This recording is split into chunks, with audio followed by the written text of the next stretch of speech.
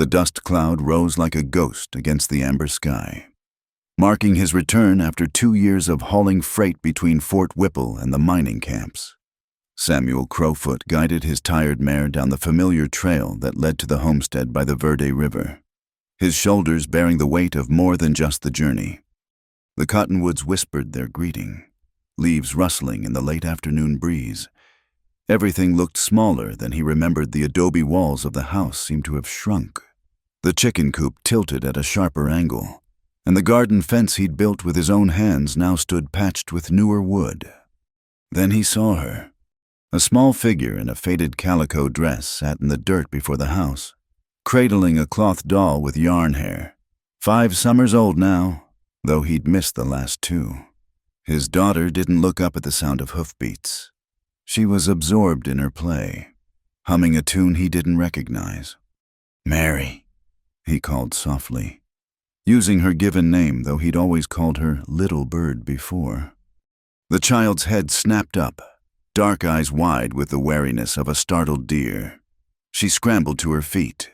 The doll clutched against her chest and took 3 quick steps backward. "Mary, it's Papa." But she wasn't looking at him. Her gaze had fixed on something behind him, and she broke into a run not toward him, but to the side of the house where a young woman emerged carrying an armload of sun-dried linens. The woman couldn't have been more than 22 or 23, with wheat-colored hair pulled back in a practical bun and sleeves rolled up past her elbows. She set the linens down on a wooden bench and opened her arms just as Mary crashed into her skirts, burying her face in the worn fabric. "What's wrong, sweet pea?"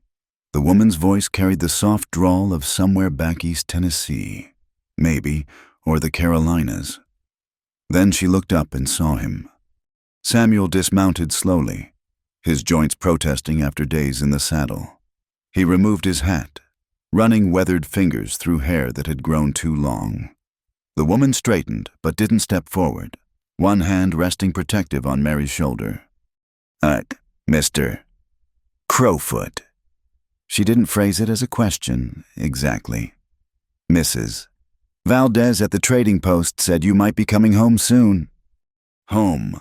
The word sat strange in his mouth. This had been home once, when Anna's laughter filled these walls, when she'd sung the old songs while grinding corn, when she'd planted those sunflowers that now grew wild and untended along the south wall. "You're the help, Mrs. Valdez mentioned in her letter."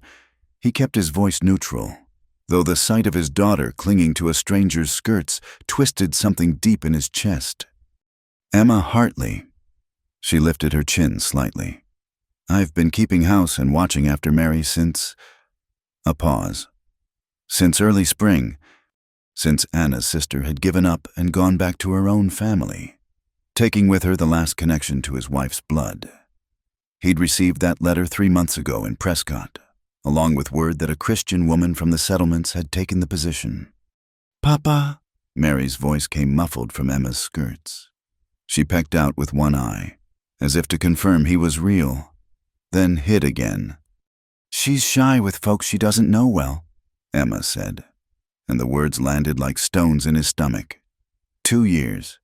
He'd been gone 2 years, thinking the freight wages would save them, would buy seed and livestock and a future. Instead, he'd bought himself a stranger's welcome in his own doorway. The sun slanted lower, painting the adobe walls gold. Inside the house, he could smell something cooking beans and salt pork. By the scent, his stomach cramped with hunger, but he stayed where he was, hat in hand like a visitor. "There's supper enough for 3, Emma said finally. "And your room's been kept ready." Your room, not the room he'd shared with Anna, where they'd whispered plans in the darkness, where Mary had been born on a cold February morning while snow rare and magical had dusted the desert. "I'll see to the horse first. The barn's been mucked fresh this morning. There's grain in the bin." Emma's tone stayed carefully polite, the way you'd speak to a boarder or a traveling preacher. "Come now, Mary, let's set another place at table." She turned to go, and Mary turned with her. Small fingers twisted in the woman's skirts, but at the doorway, His daughter looked back, just for a moment. Their eyes met his so dark, hers the same. Anna's eyes in a face that was beginning to lose its baby roundness. "Your doll," he said, noticing she'd dropped it in her flight. "You dropped your doll?" Mary bit her lip, torn between the safety of Emma's side and the toy lying in the dust. Emma murmured something low and encouraging, and the child darted forward, grabbed the doll, and raced back to the woman's protection. "She calls her Bessie," Emma offered. "Made her myself from scraps. She tells Bessie all sorts of stories." Stories. Once, he'd been the one to tell stories about Coyote and Rabbit, about the stars and how they came to be, about warriors and wisdom and the way of the people. Now a stranger knew his daughter's stories, and he stood outside like a man seeking shelter at an unfamiliar door. The mare whickered, reminding him of duty. Samuel led her to the barn, moving by memory in the gathering dusk. Everything was as Emma had said: clean straw, fresh water in the trough, grain where it should be. But there were changes, too. New pegs held tack he didn't recognize. A workbench in the corner displayed neat rows of preserved foods in jars, labeled in careful script pickled beets, stewed tomatoes, apple butter. A woman's touch, a woman's work. The kind of steady presence a child needed, the kind he'd failed to provide. When he entered the house at last, washed and dust-beaten, the table was set with 3 tin plates and the good ceramic bowl Anna had treasured. Mary sat on a raised bench, swinging her legs. Bessie propped carefully beside her. Emma ladled beans onto plates with practiced ease, her movements economical and sure. "Wash hands, Mary," she said gently, and the child slipped down to comply without protest, pouring water from the pitcher into the basin like she'd done it 100 times before. They ate in careful silence at first. Samuel watched his daughter from under lowered lashes, noting how she held her spoon properly now, how she murmured please when asking for bread. The cloth napkin, another new addition, she spread across her lap just as Emma did. "She's learning her letters," Emma ventured finally. "Shows real promise with it. I've been using charcoal on flat stones, the way my own mama taught me." "That's good," he managed, though the bean sat heavy in his throat. Anna had never learned to read, had never minded it, but times were changing, even out here where the desert met the river. "Tell Papa about your letters, Mary," Emma encouraged. The child glanced up quickly, then down at her plate. "I can write my name," she whispered. "Mary, and Bessie starts with B." "That's fine work," Samuel said, trying to put warmth in his voice. "Real fine." Mary smiled just a flicker before hiding behind another spoonful of beans. After supper, Emma cleared the dishes with the same quiet efficiency, refusing his offer to help. "You must be weary from the road," she said. "There's water heated if you want to wash. I'll need to put Mary to bed soon." The evening routine unfolded before him like a play. Emma brushed out Mary's long dark hair, counting each stroke aloud until the child joined in. They washed face and hands and feet. Mary changed into a nightgown that had been mended so many times the original fabric was hard to guess at. "Story?" Mary asked hopefully, already curled in the small bed built into the wall alcove. Emma glanced at Samuel, a question in her eyes. He should be the one to tell the story, to reclaim this piece of fatherhood at least. But Mary wasn't looking at him. She was watching Emma with absolute trust, waiting for the nightly ritual that had nothing to do with him. "A short one," Emma agreed, settling on the edge of the bed. "Once there was a little rabbit who loved to count the stars." Samuel retreated to the doorway, watching the stranger comfort his child, watching Mary's eyes grow heavy as the familiar voice wove its spell.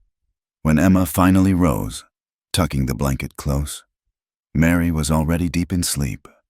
They faced each other in the main room. The fire burned low to embers.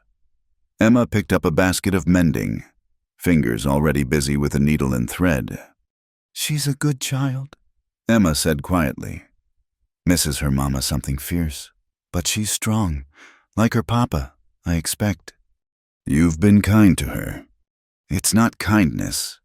Her needle flashed in the firelight. It's just what needed doing. A child needs tending, same as a garden or livestock. Can't leave them to go wild. The criticism, if that's what it was, landed soft but true. He'd left his garden to go wild, left his daughter in the care of whoever would have her, all for the promise of wages that seemed mighty thin now in his pocket. I sent money when I could. I know, Mrs. Valdez made sure we had what we needed. Emma tied off her thread, reached for another garment. Your sister-in-law did her best before she left, but she had her own family pulling at her. And you know family pulling at you. Her hand stilled for just a moment. None that claims me.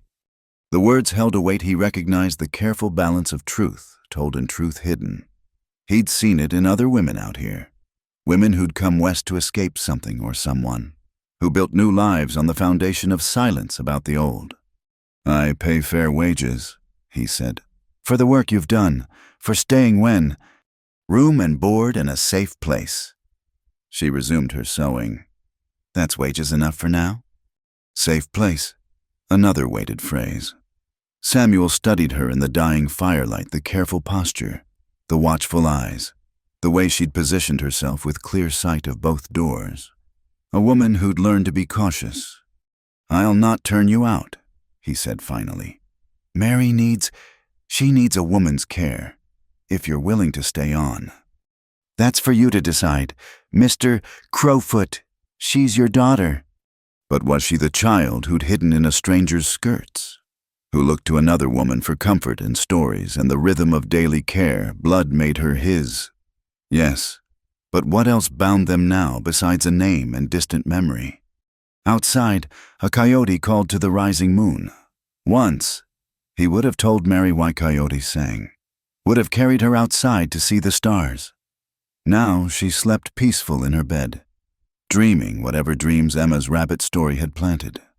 I'll stay as long as I'm needed, Emma said, which wasn't exactly agreeing to stay, but wasn't refusing either. Samuel nodded and rose, suddenly bone-weary. Tomorrow there would be work fences to mend, the chicken coop to shore up, the garden to salvage what could be salvaged. Tomorrow he would try again to reach his daughter, to bridge the gap 2 years had carved between them. But tonight, he was just a stranger come home to find another stranger had kept the hearth warm and the child fed and the loneliness at bay. He should be grateful. He was grateful. And yet something in him mourned for all the bedtime stories never told, all the first words never heard, all the small daily tenderness that had passed to other hands. Good night, Miss Hartley. Good night, Mr. Crowfoot. He made his way to the small room off the main house, his room now, not the one he'd shared with Anna. The narrow bed was made up fresh with a quilt he didn't recognize, probably Emma's work. On the washstand sat a pitcher and basin, a clean towel, even a small mirror propped against the wall. A woman's touch, a stranger's care, the price of coming home. The venison stew simmered on the stove, filling the adobe house with a rich, gamey scent that mixed with the sweetness of cornbread baking in the Dutch oven.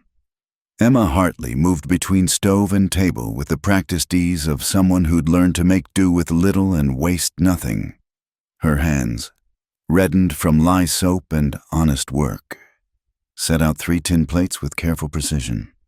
Samuel sat at the table he'd built with his own hands 4 summers past, when Anna had been heavy with child and full of plans for the family meals they'd share. Now he felt like a guest at his own board, watching this quiet woman serve food in what had been his wife's domain. Mary, time to eat, Emma called softly, and the child appeared from the corner where she'd been playing with her corn-husk doll, keeping careful distance from where Samuel tried to repair a broken harness. The girl slid onto the bench, folding her small hands in her lap. Should we say grace, Miss Emma? That's right, sweet pea. Emma settled into her chair, bowing her head. Would you like to lead us tonight? Mary's voice piped up, clear and earnest. Lord, we thank you for this food and for Papa coming home safe. Amen. The simple words hit Samuel like a physical blow. She'd prayed for him. This child who barely knew him had held him in her evening prayers. He cleared his throat, reaching for the water jug to cover the sudden tightness there. Emma ladled the stew with generous portions, the meat tender enough to cut with a spoon. Mr. Crowfoot brought down a young buck this morning, she told Mary. First fresh meat we've had in 2 weeks. I like it better than the salt pork, Mary confided, then darted a quick glance at Samuel as if surprised by her own boldness. Salt pork keeps longer, he offered, trying for a conversational tone. But nothing beats fresh game when you can get it. They ate quietly for a few minutes. The only sounds, the scrape of spoons against tin and the pop of juniper wood in the fireplace. Samuel noticed how Mary mimicked Emma's movements, the way she tore her cornbread into small pieces, the careful dab of her mouth with the cloth napkin. Tell Papa about your writing slate, Emma prompted gently. Mary brightened slightly. I can write lots of words now. Cat and hat and sit. Miss Emma says if I keep practicing, I can write a whole letter by Christmas. That's real fine. Samuel said, Who would you write to? The child considered this seriously. Maybe Aunt Rosa. She went back to her family in Tucson. Or Mrs. Valdez at the trading post. She gives me peppermint sticks sometimes. Rosa, Anna's sister, who'd tried to hold things together after who'd written him those increasingly desperate letters about Mary's nightmares, about the bills piling up, about her own children needing her. He'd sent what money he could, but it hadn't been enough to make her stay. Miss Emma knows lots of letters, Mary continued, warming to her subject. She can read the whole Bible and the almanac and even the labels on the medicine bottles. My mother believed in education, Emma said quietly. Said it was the one thing nobody could take from you. Samuel studied her across the table. Her dress was plain brown calico, mended but clean. Her hair pulled back severely from a face that might have been pretty if it weren't so carefully composed into neutral lines. Everything about her spoke of someone who'd learned not to draw attention. Where did you learn? He asked. Tennessee, originally. My mother was a school teacher before. She paused, spooning more stew onto Mary's plate. Before she married. Before, another carefully chosen word. Another small silence where a story lived. Is Tennessee far? Mary asked. Very far, sweet pea, many days by wagon, even more by foot. Did you walk here? Emma's hand stilled for just a moment. Part of the way. Then I caught a ride with a family heading to Prescott. Samuel knew that road, knew the kinds of families that traveled it, desperate folks chasing gold or silver or simply a new start, carrying everything they owned and leaving everything they'd lost. A young woman alone on that road would have needed luck or protection or both. Miss Emma was sick when she got here, Mary announced. Mrs. Valdez gave her the special tea and let her sleep in the back room until she was better. Mary, Emma said gently. We don't need to. But you slept for 3 whole days. Mrs. Valdez said, and then you came here to take care of me. The child beamed as if this were a fairy tale with a happy ending.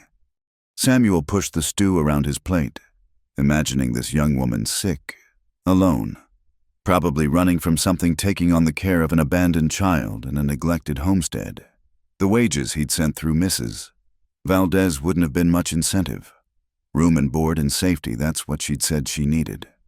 The fence work you've done, he said finally. It's held up well. Emma's shoulders relaxed slightly at the change of subject. Had to learn quick. The chickens kept getting after the garden. Lost half the squash plants before I figured out how to fix the posts properly. She hit her thumb with a hammer, Mary added helpfully. It turned all purple and black. But the fence got built, Emma said with a small smile, the first genuine expression he'd seen from her. And the chickens learned to stay where they belong. After supper, Samuel tried to help clear the dishes, but the kitchen suddenly seemed too small with both of them in it. Emma moved with the unconscious efficiency of someone who developed their own rhythms, and he found himself in the way more than helpful. "I can manage," she said, not unkindly. "Perhaps Mary would show you her letters." It was a gentle dismissal and a gift time with his daughter, structured around something she felt proud of. Mary fetched her slate and chalk, setting them carefully on the table. "This is A," she announced, drawing the letter with concentrated effort. "A is for Apple and Aunt and Anna." Samuel's breath caught. "That's right. For Anna. That was your mama's name." "I know." Mary traced the letter again. "Miss Emma told me. She said Mama was beautiful and kind and sang pretty songs." He glanced at Emma, who kept her back turned, washing dishes with focused attention. How had she known these things from Rosa, perhaps, or from the neighbors who'd helped after Anna's death? This stranger had kept his wife's memory alive for their daughter when he'd been absent. "She did sing," Samuel managed. "Taught me some of the old songs when we were first married." "Can you sing them?" The request was so simple, so impossible. Maybe another time. Show me the next letter." Mary accepted this deflection, moving through her letters with growing confidence. B for bear and bucket, C for cat and corn. Each letter came with a small story, how Miss Emma had shown her a real bear track by the river, how the barn cat had kittens last month, how they'd saved the best corn seeds for next year's planting. By the time they reached M for Mary, the child was yawning. Emma appeared at just the right moment, dish towel draped over her shoulder. "Bedtime for little girls who wake up with the roosters," she said. The nighttime routine began again, washing, brushing, the careful folding of clothes. Samuel watched from the doorway as Emma tucked Mary into bed, smoothing the quilts with gentle hands. "Will you tell the rabbit story again?" Mary asked. "How about a different one tonight?" Emma suggested. "Your papa might know some good stories." Both females looked at him expectantly. Samuel's mind went blank, all the old tales fleeing like smoke. Then, from somewhere deep, words surfaced. "There was once a small bird who lived by the river," he began slowly. "She wanted to fly to the sun. It was one of Anna's favorites, about courage and cleverness and finding your way home." Mary listened with wide eyes, and even Emma paused in her tidying to hear the ending. When the little bird finally reached her nest again, wiser for her journey, Mary was fighting sleep. "That was nice," she murmured. "Mama would like that story." After she drifted off, Samuel and Emma returned to the main room. She picked up her mending basket again, and he found himself pacing, too restless to sit. "Thank you," he said finally, "for keeping her mother's memory alive, for teaching her things she needed to learn." Emma's needle paused. "Children need to know where they come from, especially if there's hurt in it." "You speak like someone who knows." She bent back to her sewing. "We all carry our histories, Mr. Crowfoot. Some of us just travel lighter than others." He recognized the deflection, the careful boundary. Whatever had driven Emma Hartley to this isolated homestead, to take on the care of a motherless child and a failing farm, she wasn't ready to share it. Fair enough. He had his own silences. "The improvements you've made," he said instead. "The preserves, the garden expansion, the chicken run. I'll compensate you properly for the work." "No need. The materials came from the household funds, and the labor well. Idle hands and all that." She held up the shirt she was mending one of his. He realized that had been left behind. "Though if you're offering extra wages, I wouldn't turn them down. I'm hoping to buy fabric for a new dress for Mary before winter. She's growing fast." "Of course." He made a mental calculation of his remaining funds. The freight wages had seemed substantial in Prescott, but divided among debts and supplies and now additional wages, they'd disappear quickly enough. "Is there anything else needed for the house, or?" "The roof needs attention before the winter rains. Some of the vigas are showing rot, and the well rope is near worn through. She listed these things matter-of-factly, not complaints but simple observations. I've kept an accounting of expenses, if you'd like to see it. An accounting? This woman who'd appeared from nowhere had kept careful track of every penny spent on his behalf. He thought of Anna, who'd never learned to read but could calculate the yield of a corn harvest in her head, who'd managed their meager resources with an artist's touch. "Tomorrow is soon enough for accounts," he said. Emma nodded and gathered up her mending. "I'll say goodnight then. Dawn comes early, and there's bread to be started." She moved toward the lean-to room that had been added to the house years ago, originally meant for storage but converted to simple quarters. Another thing that had changed in his absence. "Miss Hartley," she paused at his voice, "I'm grateful for all you've done." She gave him a long, measuring look. "We do what's needed, mister. Crowfoot. That's all any of us can do." After she'd gone, Samuel sat by the dying fire, listening to the night sounds of his home, the creak of settling wood, the distant cry of an owl, the soft breathing of his daughter in her bed. Familiar sounds. Yet he felt like a stranger listening at the window. On the mantel sat a tintype in a wooden frame, Anna on their wedding day, serious-faced and beautiful in her borrowed dress. Emma had kept it dusted, the glass clean. Another small act of preservation, another debt he owed to this quiet woman who'd held his life together in his absence. Tomorrow he'd begin the work of reclaiming his place here. He'd fix the roof and repair the well and try to bridge the gap between himself and Mary. But tonight, sitting in the darkness of his own home, he couldn't shake the feeling that he was the guest, and Emma Hartley, with her careful words and calloused hands, was the one who truly belonged.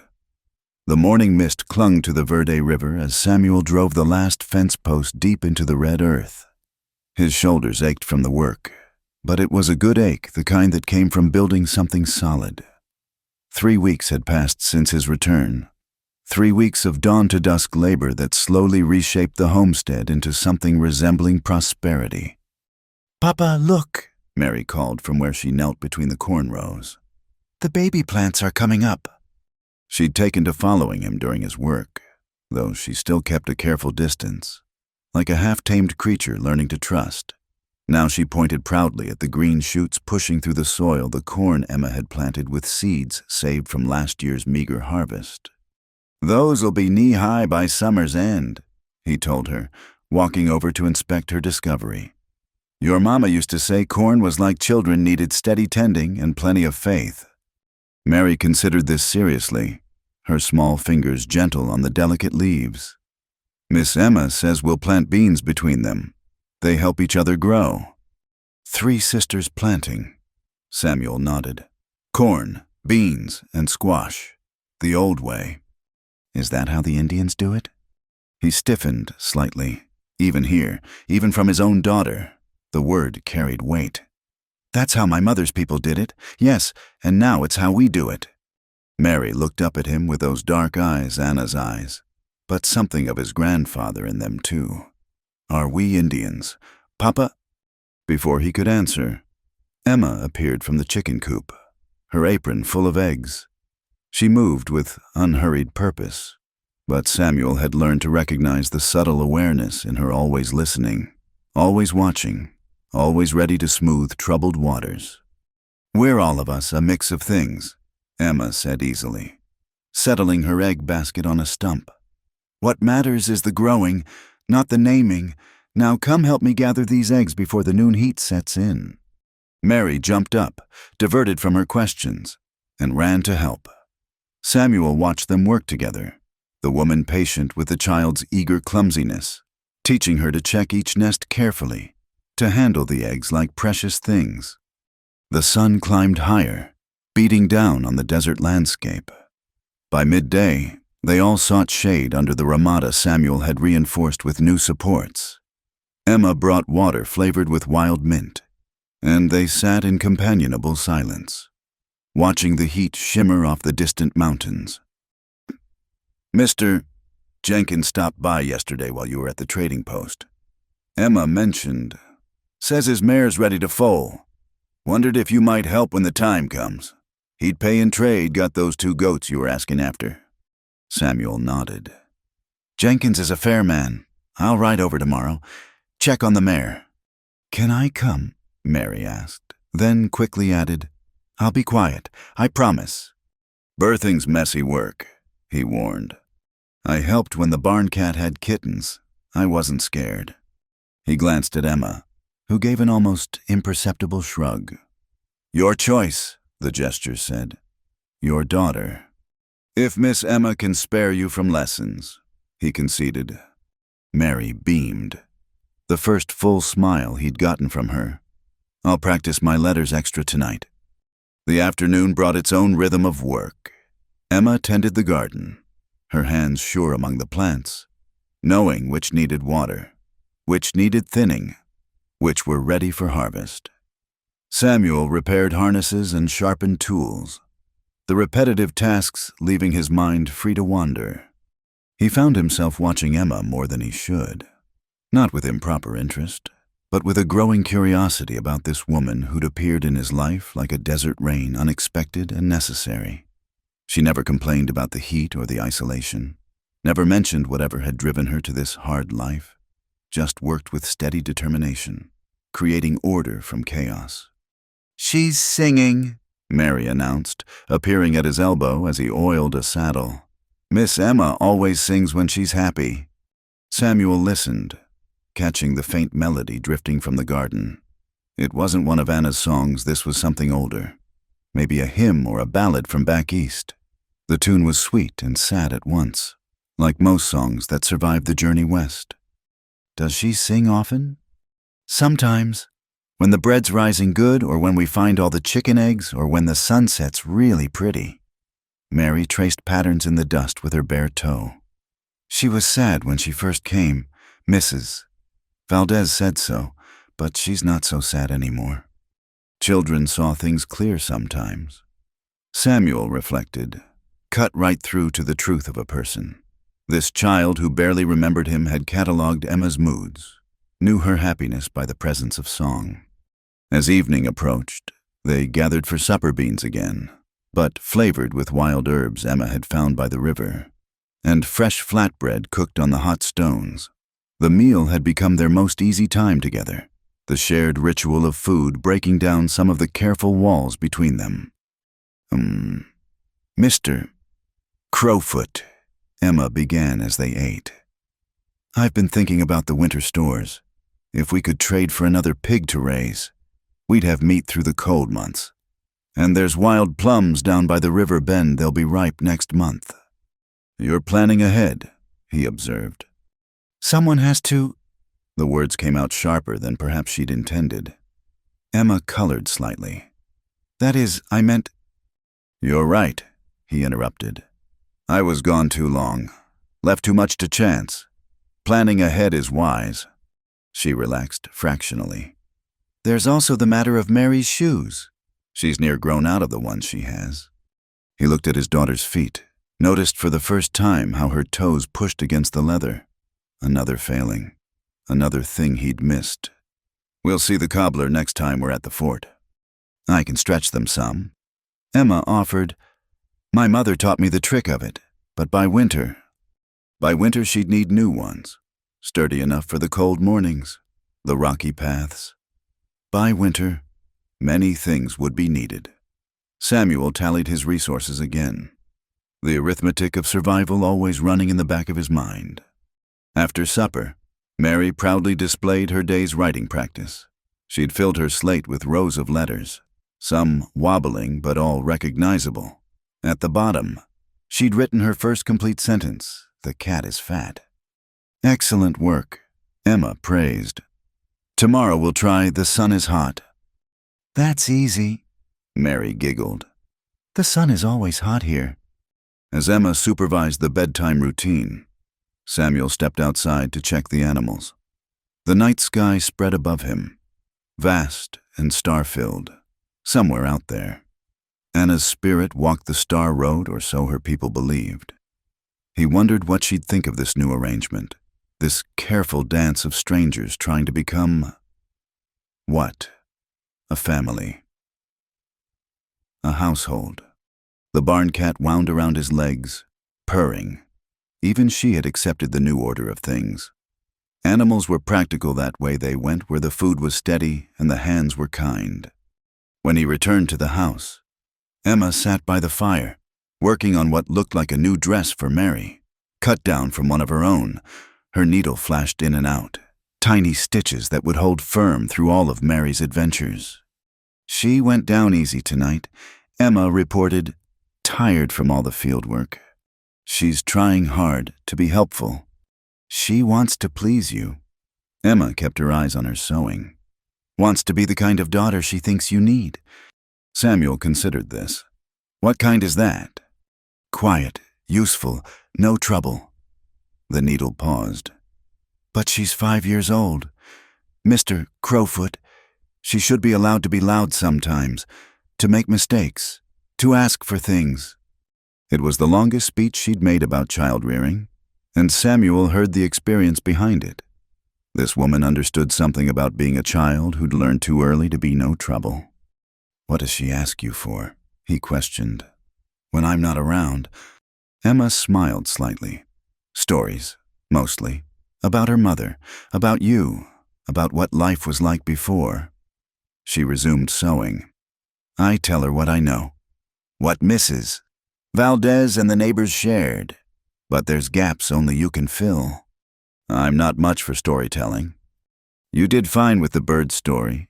She's asked for it twice more since. They sat quietly then, the fire crackling between them. Outside, a pack of coyotes sang to the moon, their voices wild and free. The sound used to frighten Mary when she was smaller. Anna had told him. Now the child slept through it, secure in walls and warmth and the presence of people who'd keep watch. I should tell you, Emma said suddenly, that I had a letter from back home, from Tennessee. My sister found me through Mrs. Valdez's connections. Samuel felt something tighten in his chest, an unexpected clutch of concern. And she wants me to come back. Her husband's doing well in his business, and they have room, a respectable situation. Emma's hands stilled on the fabric. A chance to leave this behind. The hard work, the isolation, the careful dance of propriety in a house with a widowed man, the care of a child not her own. Any sensible woman would take such an offer. When would you go? He kept his voice neutral. Emma lifted her eyes to his for the first time that evening. I haven't decided to go, Mr. Crowfoot. I'm telling you because decisions like this affect everyone under this roof. Mary's settled with me. Another change might be hard on her. Relief washed through him, followed quickly by guilt. He had no right to want her to stay, no claim beyond employment. Yet the thought of Mary crying for another lost mother figure, of returning to a house empty of singing, of facing the winter planning alone, it sat like a stone in his stomach. The decision's yours, he managed. But if you're asking my opinion, Mary needs stability, and the homestead needs you, he almost said, capable hands. Yes, Emma agreed softly. Capable hands. She folded the half-finished dress carefully and stood. I'll think on it. My sister's not expecting an immediate answer. At the doorway to her room, she paused. Mr. Crowfoot. That story you tell Mary about the bird finding her way home. It's a good story, the kind that bears repeating. After she'd gone, Samuel sat alone again, pondering her words. Home. Such a simple word for such a complicated thing. Was home just the place you returned to? Or was it the people who waited for you there? Could you build a new home on the ashes of the old? Tomorrow, he'd take Mary to help with Jenkins's mare. He'd teach her about birthing and patience and the cycle of things. Emma would tend the garden and plan for winter and perhaps decide to stay. They'd work side by side, building something that wasn't quite what he'd had before, but might, with time and care and faith, become something worth having. The fire burned low. Samuel banked it carefully for the night, making sure the coals would last till morning. Some things, he was learning, were worth tending. Some things, given time, could grow into more than you dared to hope. The afternoon sun beat down mercilessly as Emma spread the last of the washing on the mesquite bushes to dry. Her hands were raw from the lye soap, but the sheets and clothes would be cleaner than they'd been in the 2 years since Anna passed. She straightened, pressing her palms against the small of her back, and caught sight of Samuel and Mary returning from checking the fence line. The child rode in front of her father on the paint mare, chattering about something she'd seen a lizard, by the sound of it, that had done a peculiar dance on the hot rocks. Samuel listened with patience Emma hadn't seen in him those first weeks, occasionally rumbling a response that made Mary giggle. They were finding their way. Those two, slowly, carefully, like travelers picking a path through uncertain terrain. Emma watched them dismount, watched Samuel lift his daughter down with hands that had grown gentler with practice. Something twisted in her chest, not jealousy exactly, but a familiar ache she'd carried since leaving Tennessee. "Miss Emma," Mary ran over, braids flying. "We saw where the javelinas rooted up the prickly pear. Papa says they'll be back tonight if we don't fix it." "Then we'd best get to work," Emma replied, tugging one of the child's braids affectionately. "Can't have them destroying all our hard work." As Mary scampered off to get the tools, Samuel approached. His hat shadowed his face, but Emma had learned to read the set of his shoulders, the way he stood when something weighed on him. "She's asking about her mother again," he said quietly. "Wants to know things I don't rightly know how to tell." Emma dried her hands on her apron, choosing her words with care. "Children need truth, Mr. Crowfoot, but truth can be parceled out gentle-like. What's she asking? How we met, why her mother married me." He pulled off his hat, ran fingers through hair gone silver at the temples. "How do I tell her that her mother's family cast her out for loving an Apache, that they wanted nothing to do with either of us until Mary was born, and then only because she could pass for Mexican if no one looked too close?" The pain in his voice was carefully controlled, but Emma heard it nonetheless. She'd learned something about pain, about the way it could live in your chest like a caged bird, beating its wings against your ribs. "You tell her that her mother was brave," Emma said simply, "that she chose love over ease. That's a truth worth knowing." Samuel studied her, and Emma felt exposed under that steady gaze. He had a way of looking at a person like he could see past all their careful defenses, right down to the bones of who they were. Speaking from experience. She turned back to the washing, needlessly adjusting a shirt on the bush. "We all make our choices, Mr. Crowfoot." "That we do." He was quiet a moment, then added, "I've been meaning to ask that letter from your sister. Have you given it more thought?" Emma had read Margaret's letter a dozen times, each reading revealing new layers. "Come home," her sister urged. "Thomas has a position in his store for you. There are suitable men here, established men who wouldn't mind that you're past 20. You could have a proper life."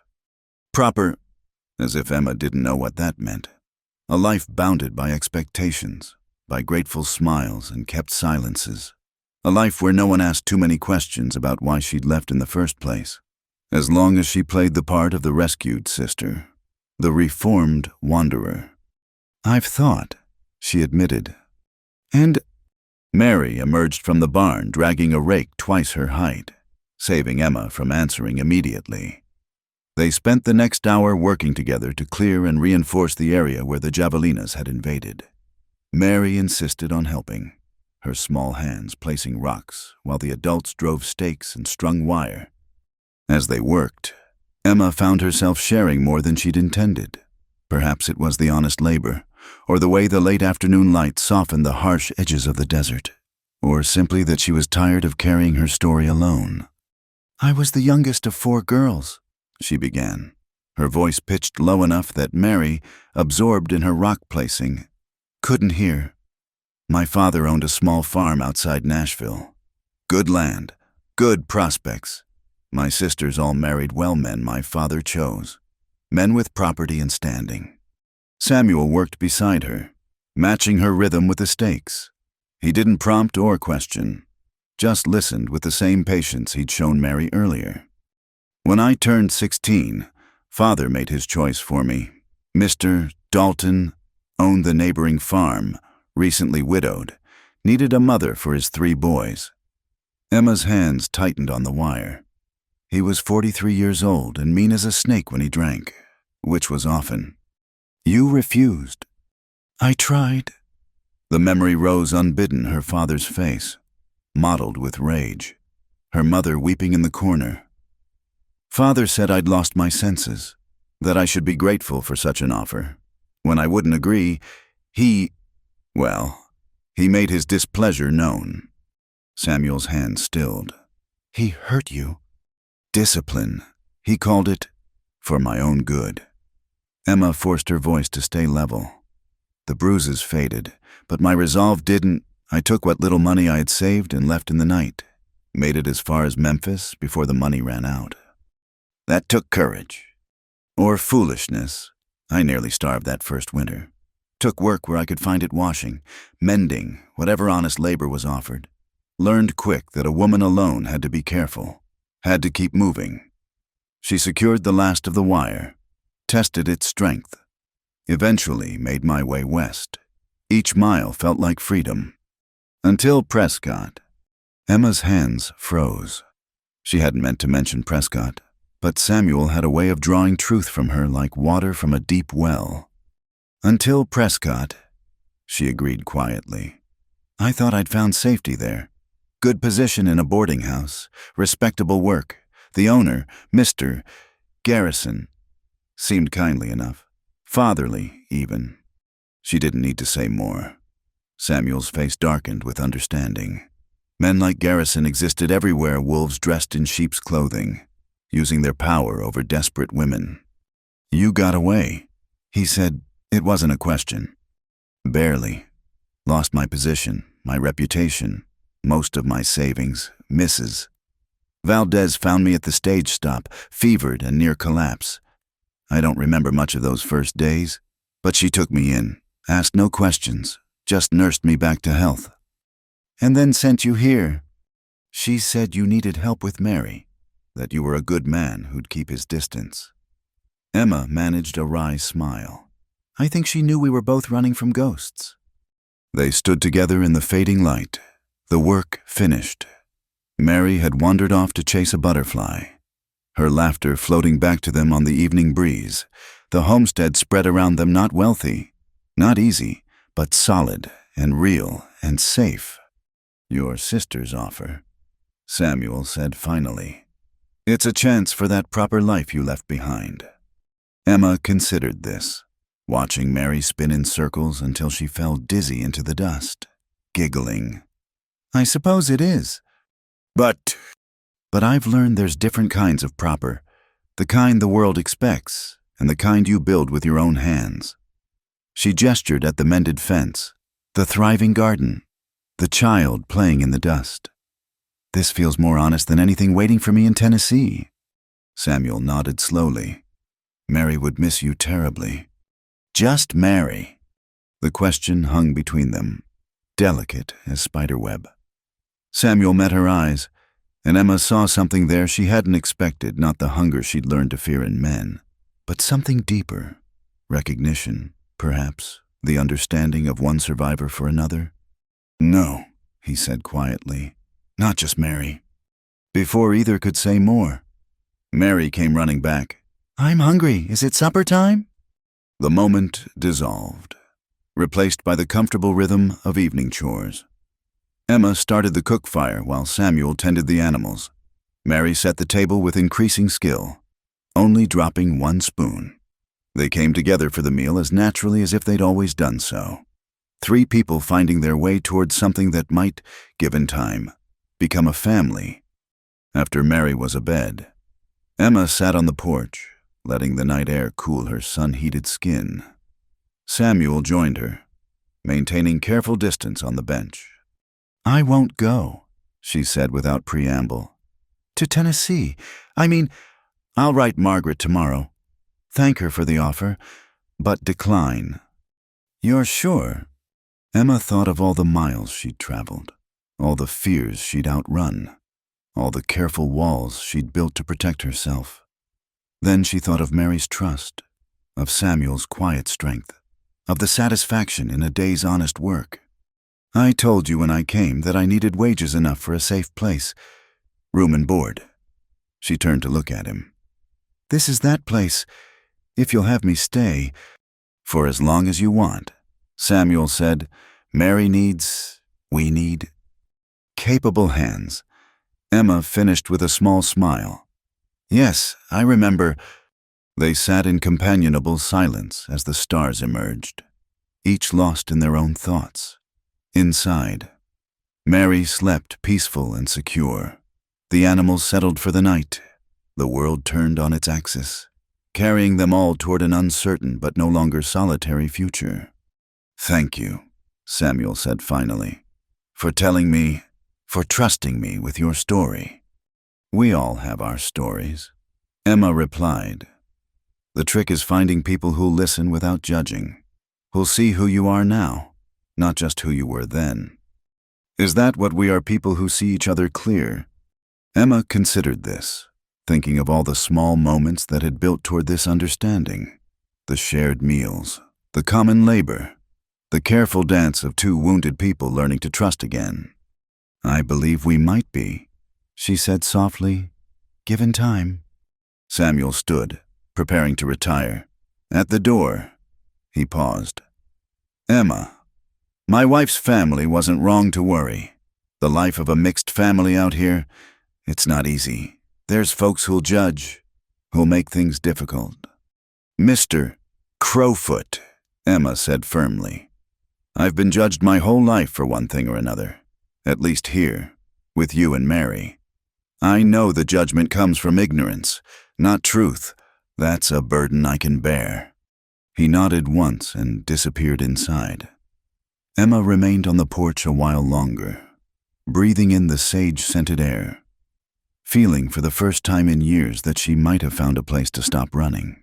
Not a refuge, she'd learned those were temporary, but a home, built not on promises or propriety, but on the simple foundation of people who chose each other, who chose to stay. The storm rolled in from the northwest just after noon, dark clouds piling up like mountains against the sky. Samuel had seen it coming since dawn, felt it in his bones the way his grandfather had taught him, reading the signs in the wind's shift and the nervous dance of the horses.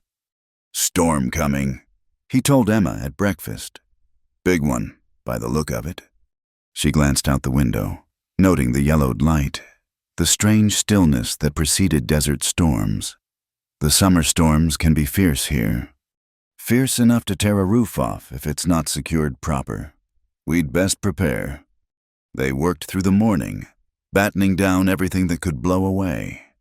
Mary helped, her small face serious as she carried tools and held boards while Samuel nailed shutters over the windows.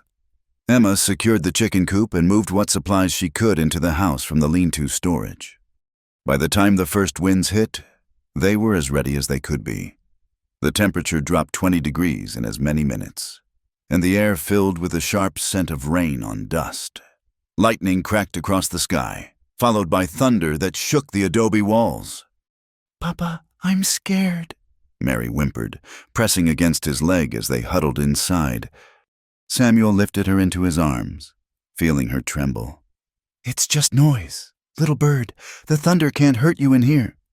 But as the storm intensified, he began to worry. The winds howled like living things, and rain hammered against the roof with increasing force.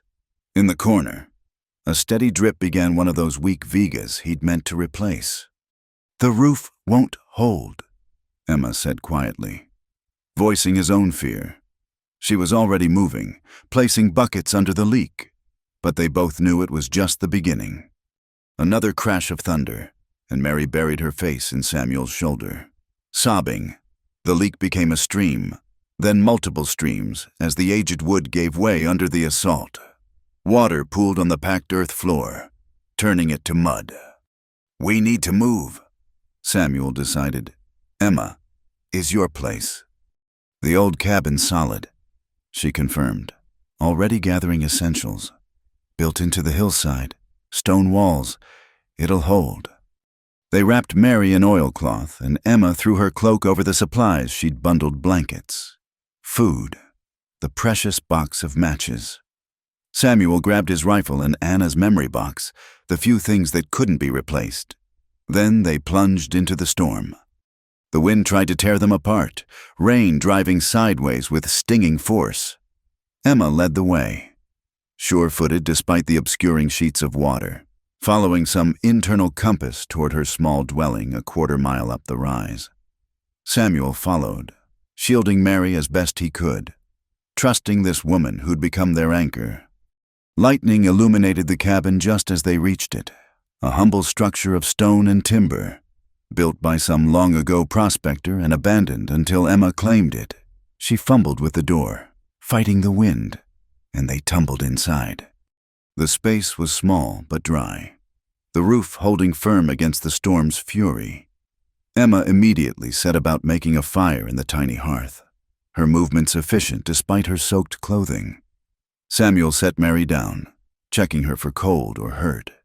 But she was more awed than afraid now, watching Emma coax flame from damp kindling.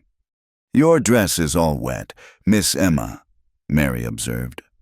"It'll dry," Emma assured her, feeding small sticks to the growing flame. "We all will, safe and sound now."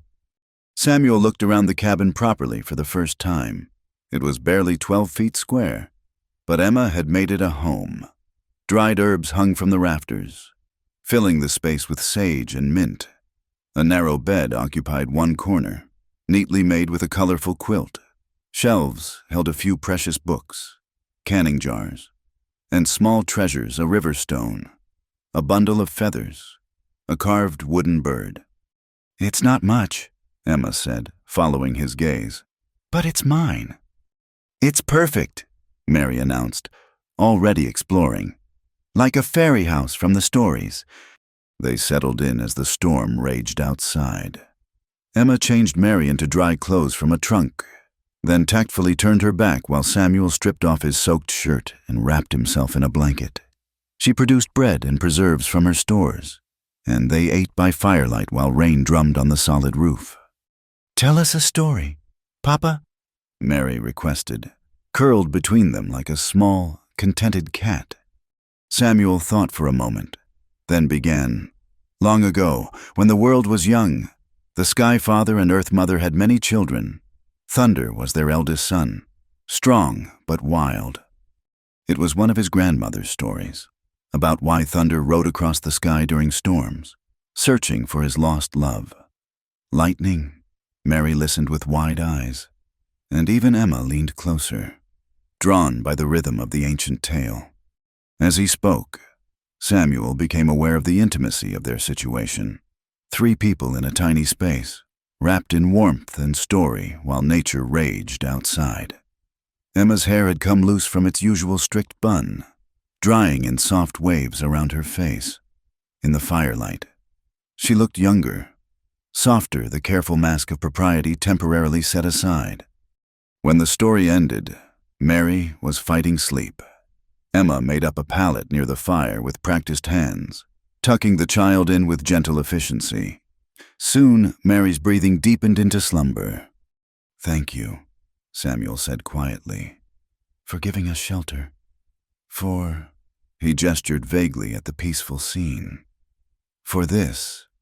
Emma settled back on the opposite side of the fire, maintaining proper distance even in the close quarters. "It's just what neighbors do. We're more than neighbors now, aren't we?"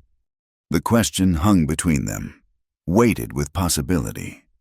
Emma met his eyes across the flames, and something passed between them: understanding, recognition, perhaps the beginning of something deeper. "I suppose we are," she said softly. They talked then, voices low to not wake Mary. Emma told him about finding this cabin, about the back-breaking work of making it livable, about the first storm she'd weathered here alone, terrified but determined. Samuel shared memories of Anna, the good ones, the way she'd laughed at his poor attempts at Mexican cooking, how she'd been the one to choose this land by the river. "She would have liked you," he said without thinking, then stopped, surprised by his own words. "You think so? You're strong like she was, different kind of strong, maybe, but—" he struggled to articulate it. "She used to say strength wasn't about never bending. It was about bending without breaking, like the willows by the water." Emma smiled, a real smile that transformed her face. "My mother used to say something similar, that women were like iron. The more you heated and hammered us, the stronger we became." Outside, the storm began to ease, thunder grumbling away toward the eastern mountains. But none of them suggested returning to the damaged house. This moment, this unexpected shelter, felt too precious to abandon. "I should tell you something," Emma said suddenly, "about why I really came here. Why Mrs. Valdez sent me specifically to you." Samuel waited, patient as the stone surrounding them. "She knew my mother, years ago, before I was born. They worked together at a mission school in California." Emma stared into the fire. "Mother spoke of her often, said Rose Valdez was the kindest soul she'd ever met. So when I was desperate in Prescott, I remembered the name, sought her out. And she took you in. More than that, she understood what had happened without my saying, and she said she knew a man who'd never take advantage, who needed help as much as I needed safety." Emma's voice dropped to barely above a whisper. "She said you were a good man who'd lost his way in grief, and I was a good woman who'd lost her way in the world. Maybe together we could find it again," Samuel finished. They sat in silence then, listening to Mary's peaceful breathing, to the dying rain, to the fire settling in the hearth. The storm had stripped away pretense, leaving just truth between them. Two damaged people in a small space, building something new from the pieces of what they'd lost. "I dream about her sometimes," Samuel admitted. "Anna, she's standing by the river, trying to tell me something, but I can never hear the words. What do you think she's trying to say?" He considered this, watching the flames dance. Maybe that it's all right to live again, to let Mary have a mother who's here, not just a memory, to let myself—" He couldn't finish, but Emma understood. She reached across the space between them, let her fingers brush his hand briefly, the first deliberate touch they'd shared.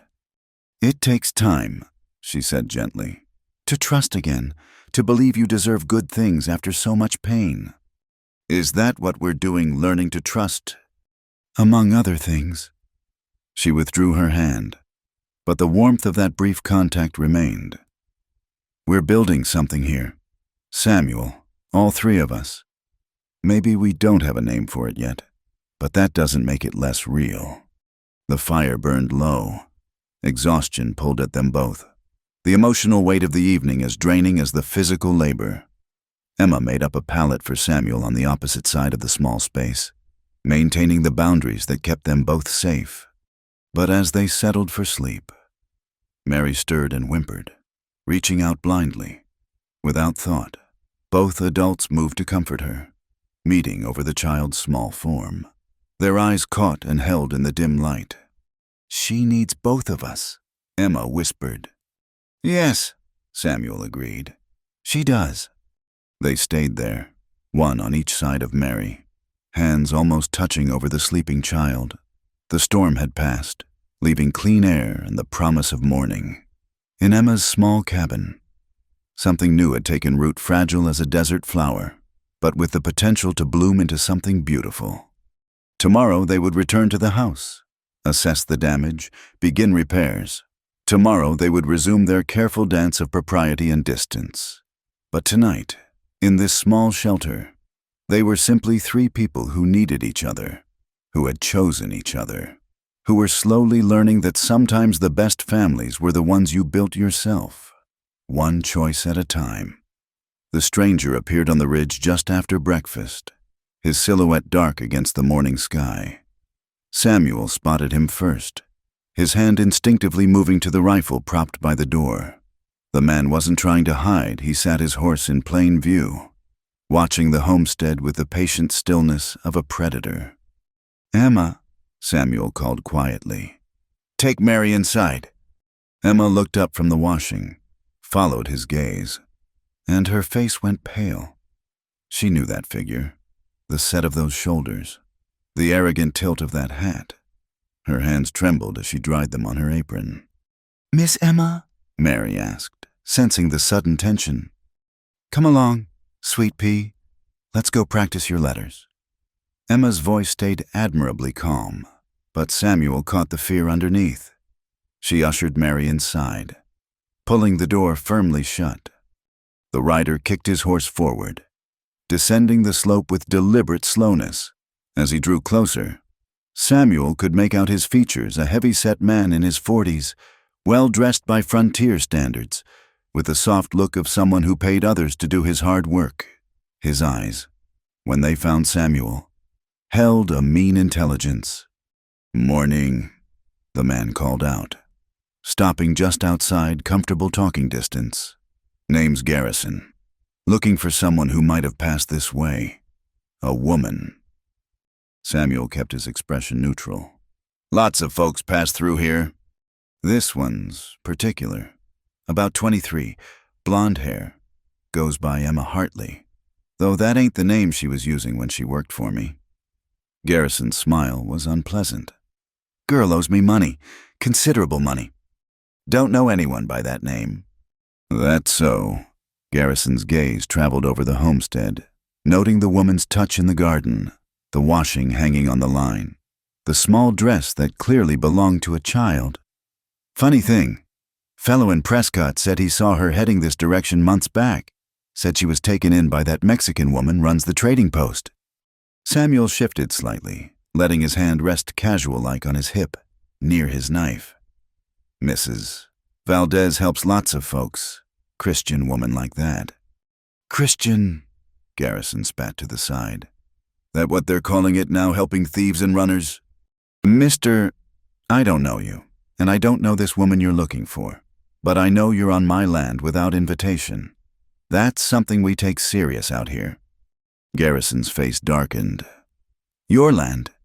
Is it heard tell this place belonged to Sam Crowfoot, half-breed Apache who lost his wife and abandoned his kid to go chase wages?" The insult was calculated to provoke, but Samuel had endured worse. He kept his voice level. "I'm Crowfoot, and like I said, you're on my land." "Well now." Garrison leaned forward in his saddle. "Here's the thing. Crowfoot, that girl stole from me. Took money, took goods, left in the night like the thief she is. I've got papers to prove it, sworn statements. The law's on my side." "Then take it to the law. Fort Whipple's 2 days' ride north." "Maybe I will. Maybe I'll tell them how a known Apache is harboring a fugitive. How's that sound?" Garrison's smile widened. "Course.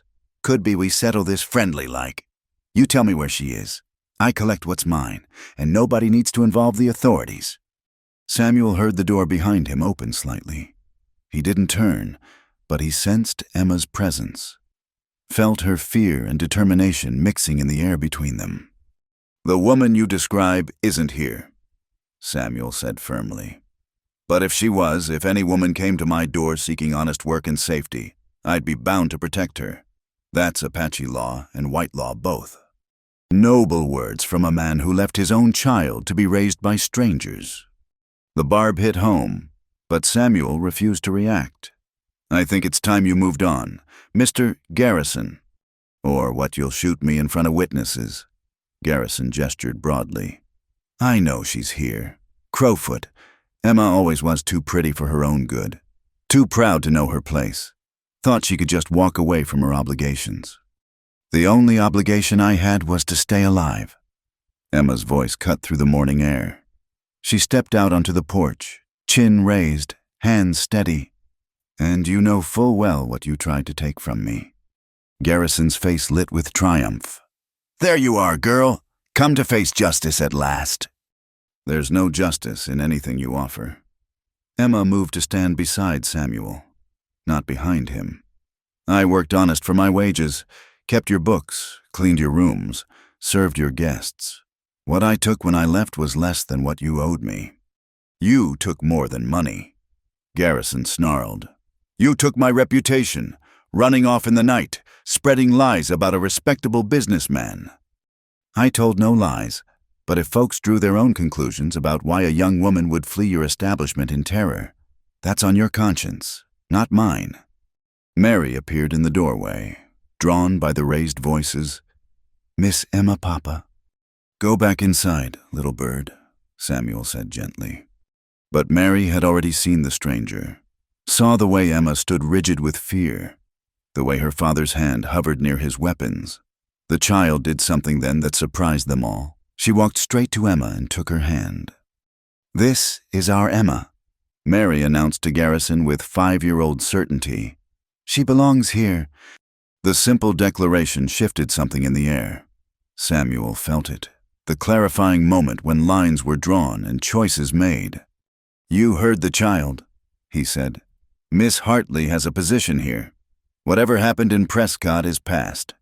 You've no claim on her now. No claim, Garrison's voice rose. I've got papers. Papers can lie same as men. Samuel interrupted. I know Miss Hartley's character. I know she works honest, tends my child with kindness, keeps her word. That tells me more than any paper you're carrying. You'd take her word over mine, a runaway woman over a respected businessman. Every time. Garrison's face flushed dark red. You don't know who you're crossing. Breed. I've got friends. Influence. I can make life mighty hard for you and yours. Then you'd best get started, Samuel said calmly, because you're not taking her. The two men stared at each other across the dusty yard.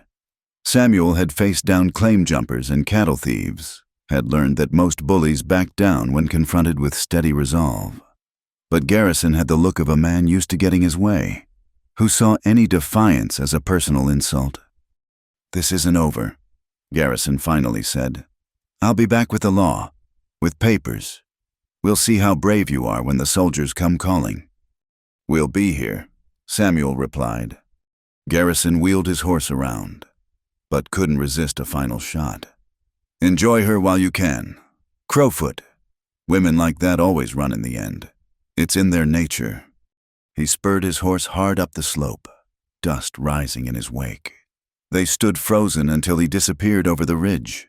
Then Emma's knees buckled. Samuel caught her elbow, steadying her.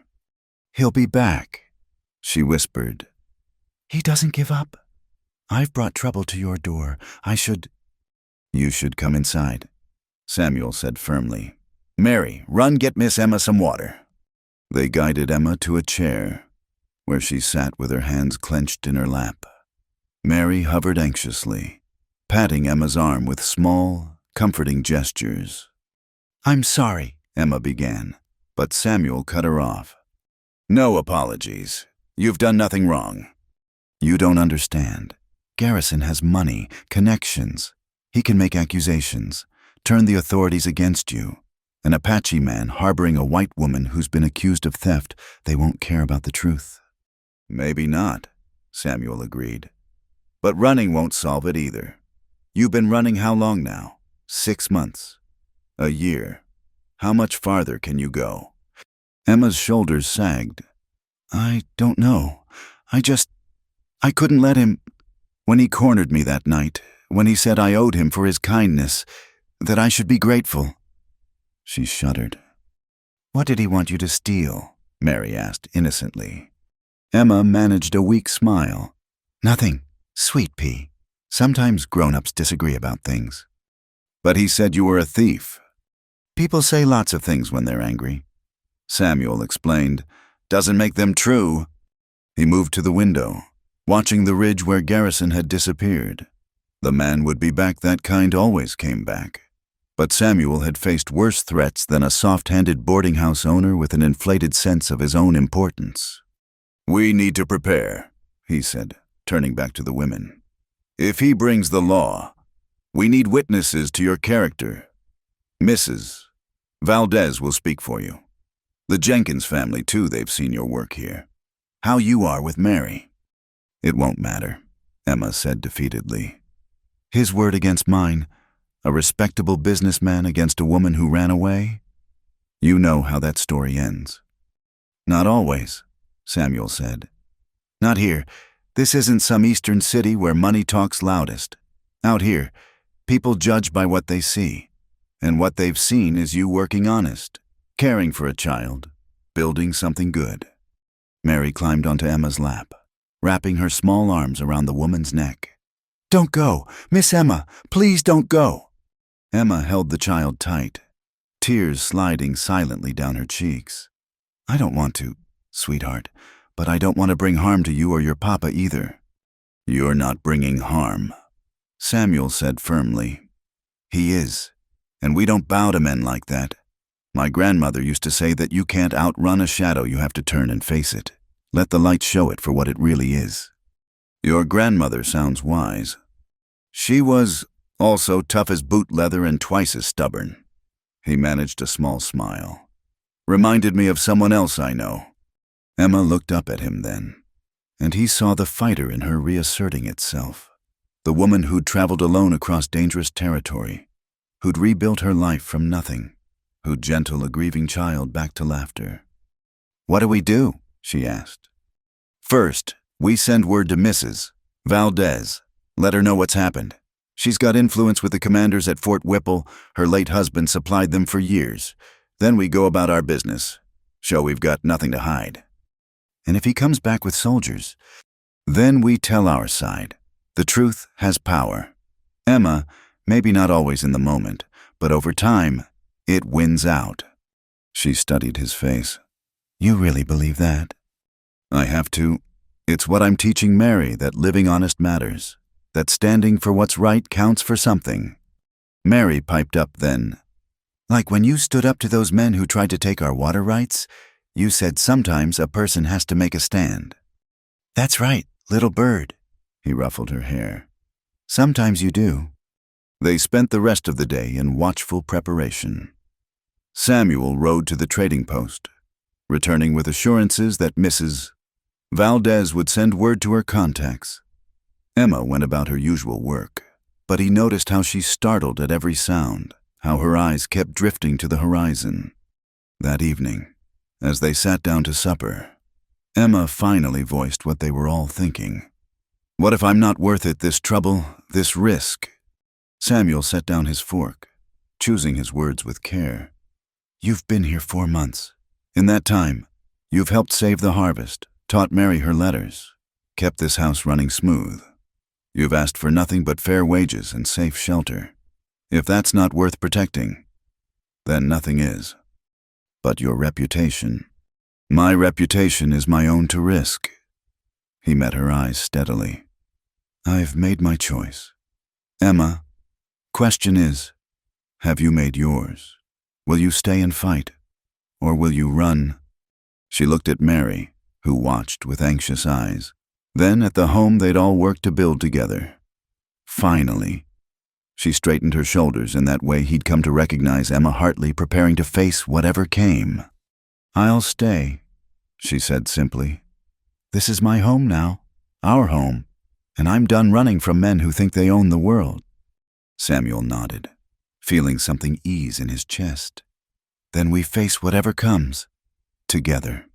Mary clapped her hands, together like a real family. The adults exchanged a look over the child's head, part promise, part understanding, part hope. Whatever Garrison brought to their door, they would meet it as they'd met everything else, with steady work, quiet courage, and the growing bonds that tied them to each other and to this land they were claiming. One day at a time. The fever came on fast. Just 3 days after Garrison's visit. One moment Mary was playing with her cornhusk doll in the shade. The next she was burning up in Emma's arms, her small body racked with chills despite the autumn heat. Samuel, Emma's voice carried across the yard where he was mending harnesses. The terror in it brought him running. He found them in Mary's room, Emma cradling the child who whimpered and twisted, her face flushed bright red. When he touched Mary's forehead, the heat shocked him. How long? He asked, already knowing every minute counted. She was fine an hour ago. Then she said her head hurt, and when I felt her—" Emma's voice broke. "It came on so fast." Samuel had seen fever take children before, swift and merciless as a flash flood. His mind raced through the remedies Anna had known, the healing plants his grandmother had taught him to recognize. "Willow bark," he said. "There's a stand downriver, past the Jenkins place. I'll ride hard. Be back before dark." "Samuel," Emma caught his arm. "The doctor at Fort Whipple is 2 days away." He gripped her shoulders gently. "Keep her cool. Wet cloths. Fan her. Don't let the fever take hold. I'll bring back what we need." Mary's eyes fluttered open, glassy and unfocused. "Papa?" "I'm here, little bird. Going to get medicine to make you better." He kissed her burning forehead, tasting salt and fear. "You be strong for Miss Emma. Here." The ride to the Willow Grove seemed endless. Though he pushed the mare hard, every hoofbeat drummed the same rhythm. Not again. Not again. Not again. He'd been gone when Anna took sick, hadn't been there to try, to fight, to hold her as she slipped away. He wouldn't fail Mary the same way. The willows stood where he remembered, their silver-green leaves whispering secrets to the river. He stripped bark with desperate efficiency, filling his saddlebags while whispering the old prayers his grandmother had taught him. The spirits of the plants would listen, she'd always said, if you asked with a true heart. On the ride back, he stopped at the Jenkins homestead. "Mrs." Jenkins took one look at his face and started gathering supplies, without questions, more medicinal herbs from her garden, a bottle of precious alcohol for bringing down fever, clean cloths. "The Henderson girl had the same fever last month," she said, pressing the bundle into his hands. "This helped. I'll ride to the fort. Fetch the doctor if he'll come." "Tell him I'll pay whatever he asks," Samuel said, though his money was nearly gone. "You just get back to that baby, Mrs." Jenkins replied. "Money talk can wait." The sun was setting when he reached home, painting the desert in shades of blood and gold. He found Emma exactly where he'd left her, Mary limp in her arms. She'd moved them to the main room where air circulated better, had every window open despite the cooling evening. "She's worse," Emma reported, her own face haggard with fear. "Won't take water, barely responds when I call her name." They worked together through the night, a desperate dance of cooling cloths and medicine forced between slack lips. Samuel brewed the willow bark tea while Emma bathed Mary with alcohol and water. They took turns holding her, walking her when she grew restless, singing the songs that sometimes seemed to reach through the fever's grip. "Once there was a rabbit," Emma murmured, her voice hoarse from hours of talking, "who loved to count the stars." Mary stirred slightly. "A good sign." Samuel added his voice to the story, the one Emma had told that first night, weaving their words together like a rope to pull the child back to them. Midnight came and went. The fever raged on, turning Mary's skin dry and papery. Emma never stopped moving fresh cloths, drops of water on cracked lips, gentle hands smoothing tangled hair. "She's fighting," Emma said around 3 in the morning. "Feel how she grips my finger. She's fighting to stay." Samuel saw the determination in Emma's eyes, the fierce protectiveness of a mother bear.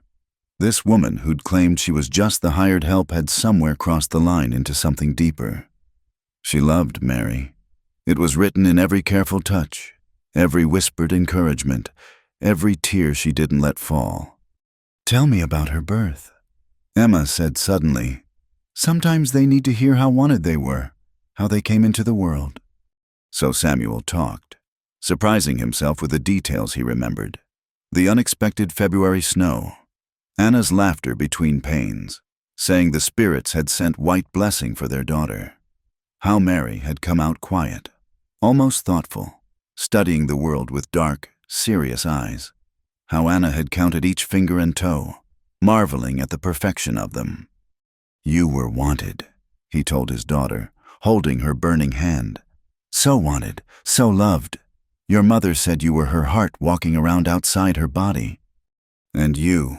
Emma asked softly. "What did you say?" That she was my second sunrise. Anna was the first she taught me the world could be beautiful. Mary was the second proof that beauty could last, could grow. Dawn crept through the windows, finding them exhausted but still fighting. Mary's fever had neither broken nor worsened, holding her suspended between worlds. Samuel's prayers had shifted from Apache to Spanish to English and back again, calling on every power he could name. That's when Emma began to cry, not gentle tears but deep, wrenching sobs that shook her whole frame.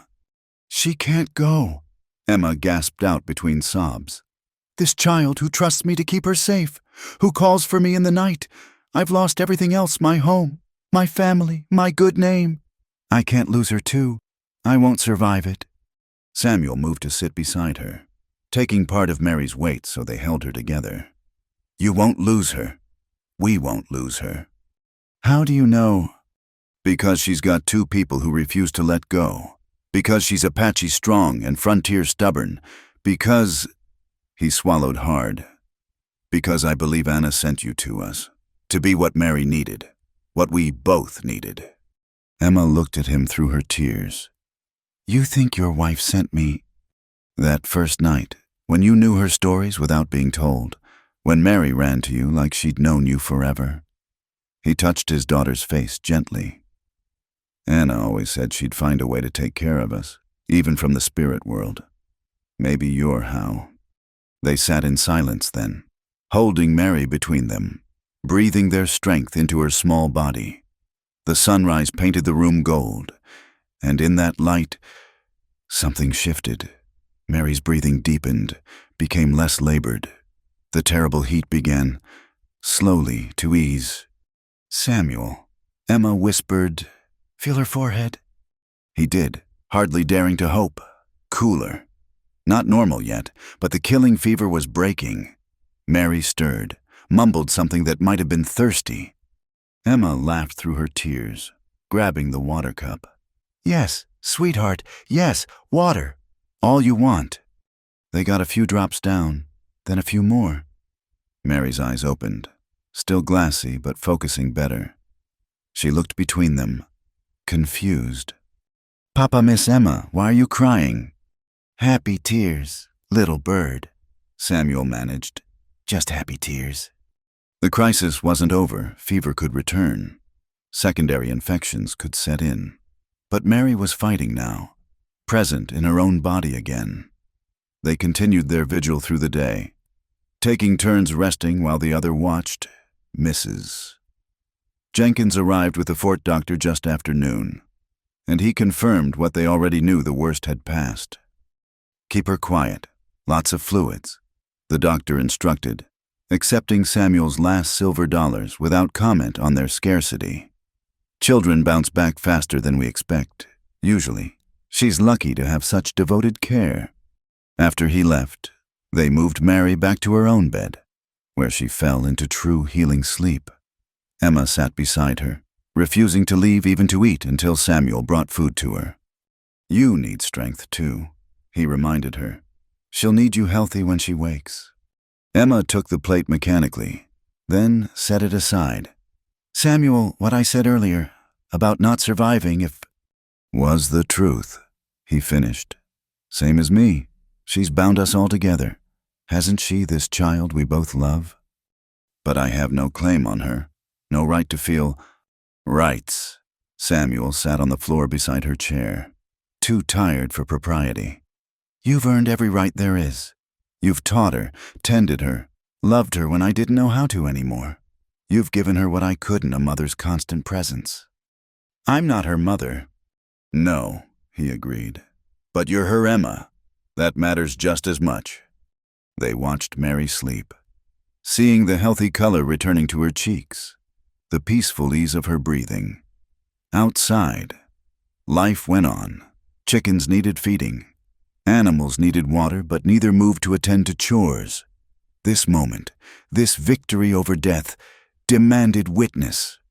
"I was so frightened," Emma admitted. "More frightened than when Garrison came. More than when I was alone on the road. The thought of losing her." "I know." Samuel reached up. took her hand where it rested on Mary's blanket. But we didn't. We held on, both of us. And we didn't let go. Emma turned her hand, lacing their fingers together. It was the first time they'd held hands properly, and Samuel felt the rightness of it work calloused palms fitting together like puzzle pieces. "What are we doing, Samuel?" she asked quietly. "What is this between us?" "Something that grew while we weren't watching," he answered honestly. "Something Mary saw before we did. A family. If you'll have us, if you'll stay, not because you need shelter or wages, but because," he struggled for words, "because this is where you belong. With us. With me." Emma was quiet so long he feared he'd overstepped. Then she squeezed his hand gently. "I thought I was just passing through," she said. "Thought I'd stay until something better came along, or until the past caught up. But somewhere between teaching Mary her letters and learning your grandmother's stories, I forgot to keep one foot out the door." "Is that a yes?" She looked down at him, and despite the exhaustion, despite the tear tracks on her cheeks, she was smiling. "That's a yes, Samuel Crowfoot, to all of it, to the hard work and the sick nights and the uncertain future, to building something real with you and Mary." He lifted her hand, kissed it gently, a promise and a seal. In her bed, Mary sighed contentedly, as if she'd heard and approved. Outside, the afternoon sun slanted across the land they were claiming together. One season at a time. They'd weathered the storm garrison's threats, Mary's illness, their own fears. What came next? They'd face the same way together, with steady hands and stubborn hearts, building their unconventional family on the foundation of chosen love.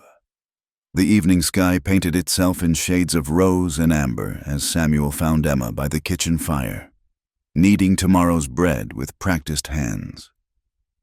2 weeks had passed since Mary's fever broke. 2 weeks of careful recovery and unspoken changes. The child slept peacefully now, her strength returning day by day. But something fundamental had shifted in their small household. Samuel watched Emma work, noting the flour dusted across her cheek, the way she hummed softly one of Anna's songs she'd learned from the neighbors. She'd taken to wearing her hair in a looser braid, a few strands escaping to frame her face. The severe woman who'd first arrived was still there, but softened somehow, like sharp stone worn smooth by patient water. "We need to talk," he said quietly, settling at the table. Emma's hands stilled for just a moment before resuming their rhythm. "About Garrison, has there been word?" "No, nothing yet, Mrs. Valdez thinks he may have given up, gone back to Prescott." He paused, gathering courage. "It's about us, about what we said during Mary's sickness." She turned then, wiping her hands on her apron, and he saw she'd been expecting this conversation. They'd danced around it for days, both afraid to disturb the fragile peace they'd found. "I meant what I said," Emma stated simply. "All of it. But I understand if the light of day changes things. Fear makes us say—" "It wasn't fear," Samuel interrupted. "Or not just fear, Emma. I've been thinking about Mary, about this place, about what's right and proper." She sat across from him, hands folded carefully in her lap. "And what have you concluded?" "That proper is a luxury we can't afford out here. That Mary needs more than a hired woman looking after her. That I—" He ran a hand through his hair, frustrated with his own tongue. "I'm no good at pretty words. Anna used to laugh at me, said I talked better to horses than people. I don't need pretty words, Samuel." He met her eyes then, saw patience there, and something more hope, carefully guarded but present. "What I'm trying to say is, you've become more than help to us. You're the one Mary runs to with skinned knees and bad dreams. You're the one who knows how she likes her eggs, what songs help her sleep, which stories make her laugh." "I love her," Emma said simply. "I couldn't help it. I know. And she loves you. Not as a caretaker or teacher, but as—" he swallowed. "As a mother. The only one she really remembers. Emma's eyes filled, but she blinked the tears back. I would never try to replace Anna. You couldn't, but that's not what I'm asking. Samuel reached across the table, palm up, and after a moment's hesitation, Emma placed her hand in his. I'm asking if you'd be willing to make it real, what we have here, to give Mary the security of knowing you're staying, not because I pay wages, but because you choose us. Samuel Crowfoot, Emma's voice was barely a whisper. Are you proposing to me? I suppose I am. Not out of convenience or propriety, but because, he tightened his grip on her hand, because somewhere between watching you save my daughter's life and seeing you hang wash in the morning sun, I started thinking of you as mine, my Emma, my partner in this hard life. She was quiet for a long moment, studying their joined hands. I came here running from a man who thought he owned me, who believed his position gave him rights to take what he wanted. I swore I'd never put myself under another man's power. Samuel started to pull back, but she held tight. But you're not him, she continued. You've never taken liberties, never assumed, never made me feel beholden. You've treated me as an equal partner in this work, valued my opinions, trusted me with what you love most. She looked up at him then. I'm not afraid of belonging to you, Samuel, because I know you belong to me just the same. Is that yes, then? A smile broke across her face, transforming it. Yes, though Lord knows what people will say. A runaway woman and an Apache widower will scandalize the whole territory. Let them talk, Samuel said, surprising himself with his vehemence. They didn't help when Anna died, didn't offer comfort when I was gone trying to earn our survival. The people who matter, Mrs. Valdez, the Jenkins family, they'll understand. And Mary will be the happiest child in Arizona territory. He stood, pulling Emma up with him, suddenly needing to move, to act. We could go to Fort Whipple next week. There's a justice there who performs ceremonies. Or, Emma said carefully, we could do it proper. Have the minister come here, invite the neighbors, show Garrison and anyone else watching that I'm not hiding, not ashamed, that this is real. Samuel studied her face, saw the steel under the soft exterior. You want to face them all down. I want our marriage to be more than paper. I want witnesses who'll say they saw us choose each other free and clear. She stepped closer to him. And I want Mary to have a real wedding to remember, something joyful after all the sorrow. He pulled her against him then, the first time they'd embraced fully. She fit perfectly, her head tucking under his chin, her arms winding around his waist like they'd always belonged there. A proper wedding, then. He murmured into her hair. Though I warn you, I don't have much to offer. The harvest money's mostly gone. The house needs work. Samuel. She pulled back enough to look at him. I've been rich in money and poor in spirit. Now I've got love and useful work and a child who needs me. That's wealth enough. They stood there in the dying light, holding each other with the sweet awkwardness of new love discovered in middle of life. Then Emma laughed softly. We should tell Mary. She'll be impossible, Samuel predicted. She's been hinting for weeks that I should marry you. Has she now? Emma's eyes danced. What exactly has she been saying? That you make better biscuits than her Aunt Rosa, that you smell nice, that you don't yell when she tracks mud inside. He grinned. Sound reasoning for a 5-year-old? They found Mary sitting up in bed, clearly having been awake longer than she'd let on. Her eyes were bright with curiosity and something that looked suspiciously like satisfaction. Are you feeling better, sweet pea? Emma asked, sitting beside her. My throat doesn't hurt anymore, Mary reported, then cut straight to the point with childhood directness. Why were you and Papa hugging? Samuel cleared his throat. Well, little bird, we have something to tell you. Miss Emma and I have been talking, and we've decided, that is, we're going to get married, Emma said simply. If that's all right with you. Mary's face lit up like sunrise. Really, you'll be my mama for real. If you want me to be, Emma said carefully. I know I can't replace.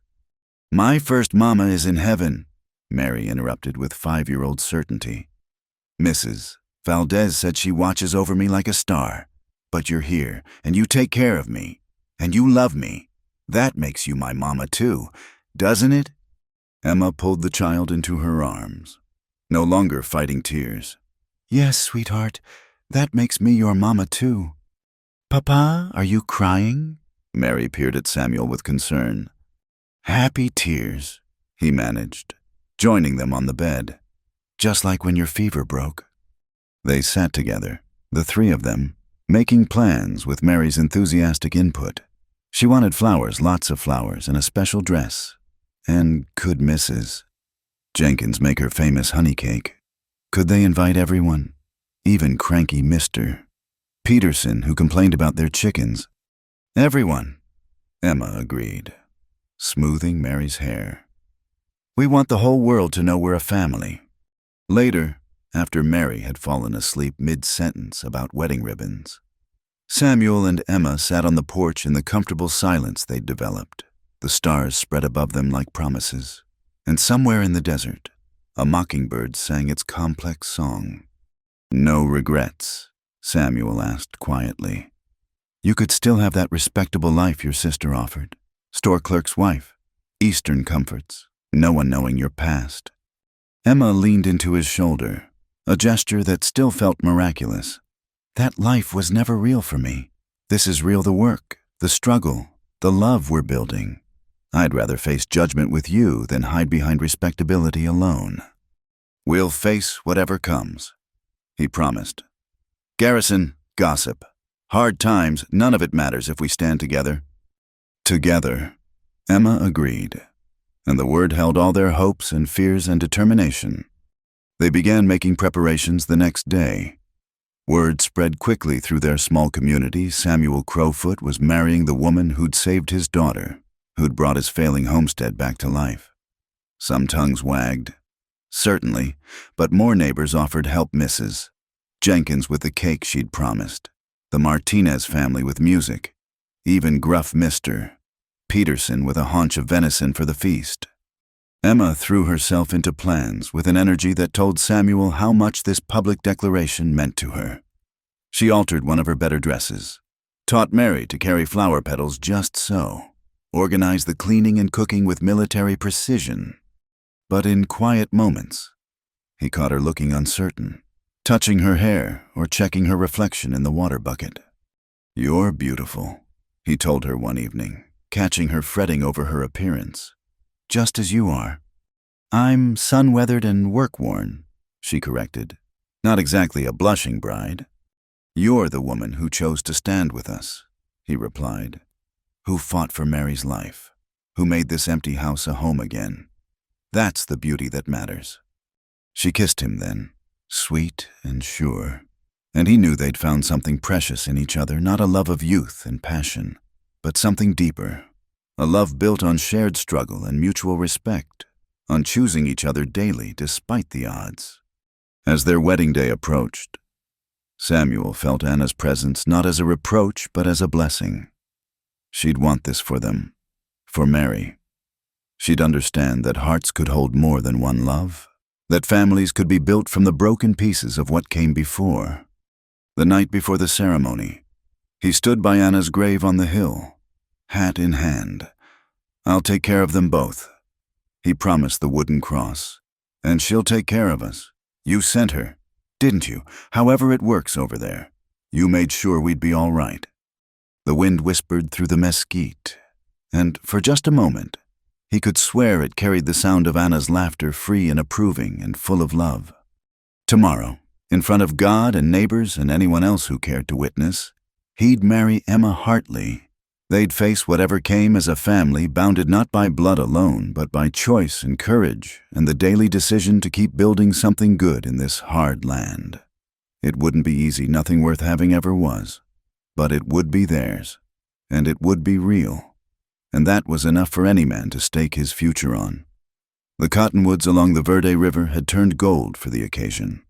their leaves rustling like whispered blessings in the October breeze. Samuel stood beneath their canopy in his best shirt, cleaned and pressed by Emma's careful hands, watching neighbors arrive for the ceremony.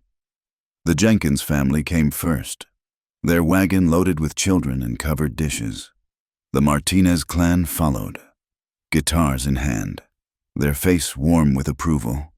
"Never thought I'd see the day," Tom Jenkins murmured, clasping Samuel's shoulder. "Good to see you choosing happiness again, friend." Mrs. Valdez arrived in style, driven by her nephew in the trading post wagon. She descended like visiting royalty, her black dress fine but practical, her face beaming with satisfaction. "Where is my Emma?" she demanded. "I have something for her." Mary, dressed in the new blue calico Emma had sewn, bounced on her toes with excitement. "She's in the house with Mrs. Jenkins. She looks beautiful. Mrs. Valdez, like a princess from the stories." "As she should," the older woman declared. "Today she claims her place in the world."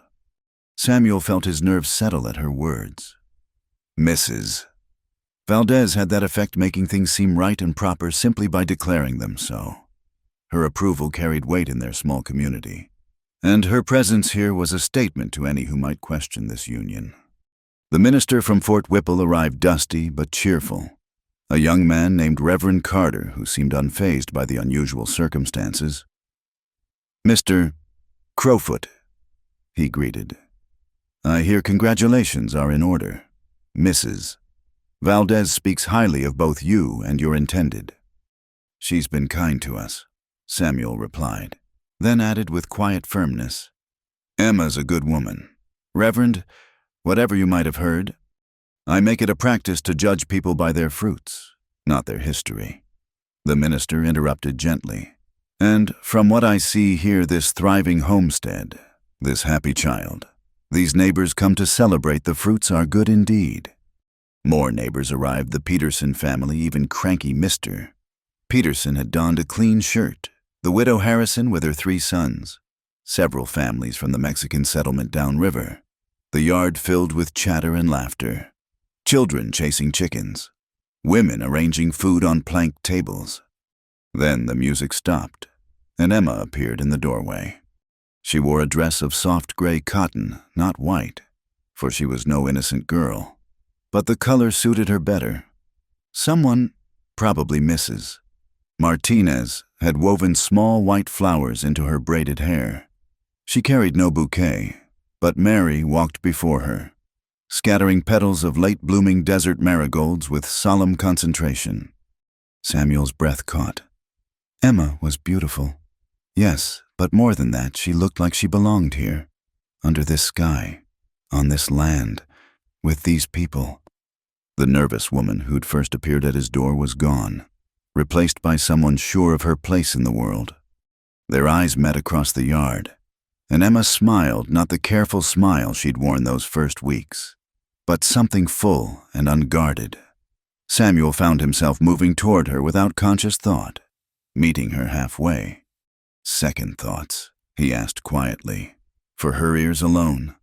"Never," she replied, taking his offered arm. "I'm exactly where I want to be." They stood before Reverend Carter, Mary between them, the community forming a loose circle around them. The ceremony was simple. Frontier weddings had no room for elaborate ritual, but the words carried weight. "Do you, Samuel, take this woman to be your lawfully wedded wife, to have and to hold, in sickness and in health, for richer or poorer, as long as you both shall live?" "I do," Samuel said, his voice carrying clear across the yard. He squeezed Emma's hand, feeling the calluses that matched his own, evidence of shared work and common purpose. "And do you, Emma, take this man to be your lawfully wedded husband, to have and to hold, in sickness and in health, for richer or poorer, as long as you both shall live?" Emma's "I do" was quieter, but no less certain. She looked down at Mary, who beamed up at her with pure joy. Then back to Samuel. "We do," she amended, including the child in their promise. Then, by the power vested in me by the territory of Arizona, I pronounce you husband and wife." Reverend Carter smiled. "You may kiss your bride, Mr. Crowfoot." The kiss was brief, appropriate for public viewing, but Samuel felt Emma's hand tremble in his, saw the sheen of tears she wouldn't let fall. Around them, the neighbors cheered and the Martinez brothers struck up a lively tune on their guitars. "It's real now," Emma whispered against his ear. "I'm truly Emma Crowfoot." "Been real for a while," he replied. "This just makes it official." The celebration that followed was a blend of cultures and traditions that could only happen on the frontier. Mexican songs mixed with American folk tunes, Apache fry bread served alongside German strudel from Mrs. Schmidt. Children ran wild between the tables while adults danced on the packed earth Samuel had carefully swept that morning. "Mrs." Valdez pulled Emma aside during a quiet moment, pressing a small wrapped package into her hands. "Open it later," she instructed. "It was my mother's, brought from Spain. Every bride needs something beautiful that's just hers." "Mrs. Valdez, I can't." "You can and you will." The older woman's voice brooked no argument. "You saved yourself, child, but I like to think I helped a little. Let me give you this." As the afternoon wore on, Samuel noticed a rider on the ridge, the same spot where Garrison had appeared weeks before. The figure sat motionless, watching the festivities. Too far to identify clearly? Samuel tensed, but Tom Jenkins followed his gaze and spat to the side. "Let him look," Tom said. "Let him see what he's up against if he tries to make trouble. Every family here would stand for you folks." The rider remained for perhaps 10 minutes more, then wheeled away and disappeared. If it had been Garrison, he'd seen what he needed to see Emma protected, claimed, surrounded by community. Sometimes, Samuel reflected, the best defense was showing you had something worth defending. As the sun began its descent toward the western mountains, painting the sky in shades of rose and gold, the Martinez brothers played a slow waltz. Samuel held out his hand to Emma. "I don't know fancy dances," she warned. "Neither do I, but we can figure it out together."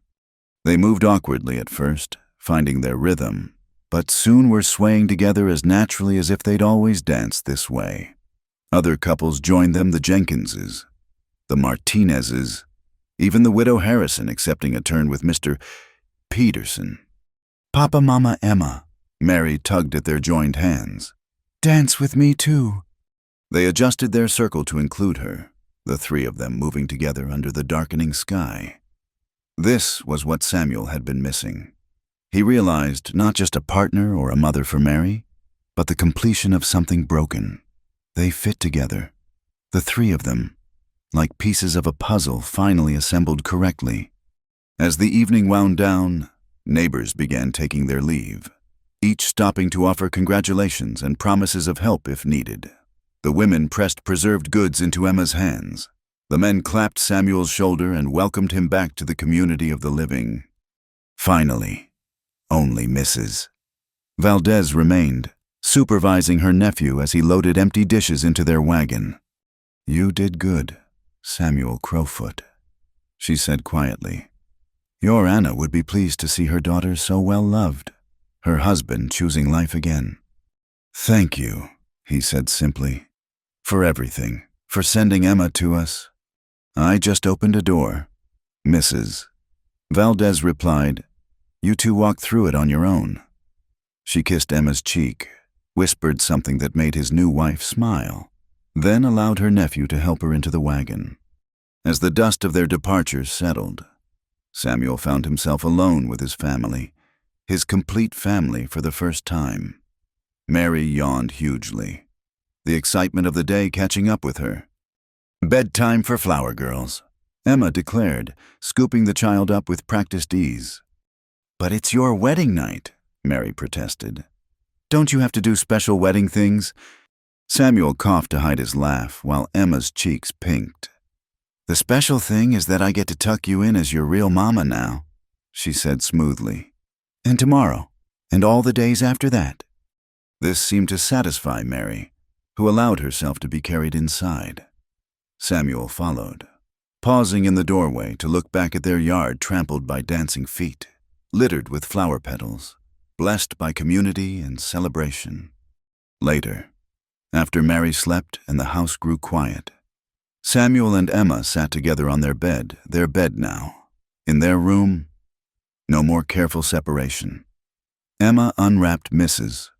Valdez's gift, gasping softly at the contents, a delicate silver comb adorned with tiny flowers, old and precious and beautiful. For your hair, Samuel said unnecessarily. It's lovely. It's too fine for a farmer's wife. Emma protested, but she was already tucking it carefully into her hair, where it caught the lamplight like captured moonbeams. You're more than a farmer's wife. Samuel corrected. You're Emma Crowfoot, mother and partner and the woman who brought this place back to life. She leaned into him, fitting perfectly against his side. What do you think Anna would say if she could see us now? Samuel considered this, remembering his wife's practical nature, her fierce love for their daughter, her way of seeing straight to the heart of things. I think she'd say it was about time, he answered honestly. And then she'd probably tell us to stop mooning around and get to planning for winter. Emma laughed, the sound filling the room with warmth. Practical woman. Like someone else I know. He kissed her temple gently. We did good today. Emma made something official that's been growing for months. A family, she agreed. A real, chosen, fought-for family. Outside, an owl called across the desert, and the cottonwoods whispered their ancient secrets to the night. Inside, Samuel Crowfoot held his wife, and marveled at how life could break you apart and put you back together in ways you never expected. Tomorrow would bring its own challenges. There was still the harvest to finish, winter preparations to make, maybe even Garrison to face if he found his courage. But tonight, they were complete, a family bound by choice and love and the daily decision to keep building something good together. Welcome home, Emma Crowfoot, he whispered into the darkness. I've been home for a while now, she replied, but thank you for making it permanent. They slept then, deeply and peacefully, while Mary dreamed in her bed and the desert night wrapped around their homestead like a blessing. In the morning, they would wake to chores and challenges and the sweet, ordinary rhythm of shared life. But first, they rested in the certainty of belonging to each other, to this place, to the future they would build with their own stubborn hands. A year had passed since the wedding under the cottonwoods, and the homestead bore witness to the changes. The fence stood straight and true, reinforced by new posts Samuel had cut during the winter months. The garden had doubled in size, Emma's careful planning evident in the neat rows of corn, beans, and squash that promised a good harvest. Even the chicken coop had been expanded, now home to a dozen laying hens and a proud rooster who announced each dawn with authority. But the biggest change sat on a blanket in the shade of the Ramada, where Emma cradled their son 3 months old and already showing his father's serious eyes and his mother's determined chin. They'd named him James, after Emma's father who, despite everything, had given her the education that allowed her to survive. James Samuel Crowfoot, a name that bridged both their histories. He's growing so fast, Mary observed, lying on her belly beside them, making faces at her baby brother. At 6, she'd grown taller, her reading now fluent thanks to Emma's patient teaching. Soon he'll be big enough to help with chores. Not too soon. Emma laughed, adjusting the baby's position. Let him be small a while longer. Samuel approached from the barn, wiping sweat from his brow. The august heat was fierce, but the work never stopped. He paused to watch his family, still marveling sometimes that they were his, that this life they'd built was real. Letter came, he said, producing an envelope from his pocket. From Tennessee. Emma's face stilled the way it did when her past reached into their present. She took the letter with steady hands. recognizing her sister Margaret's script. Samuel settled beside them, his presence solid and reassuring as she broke the seal.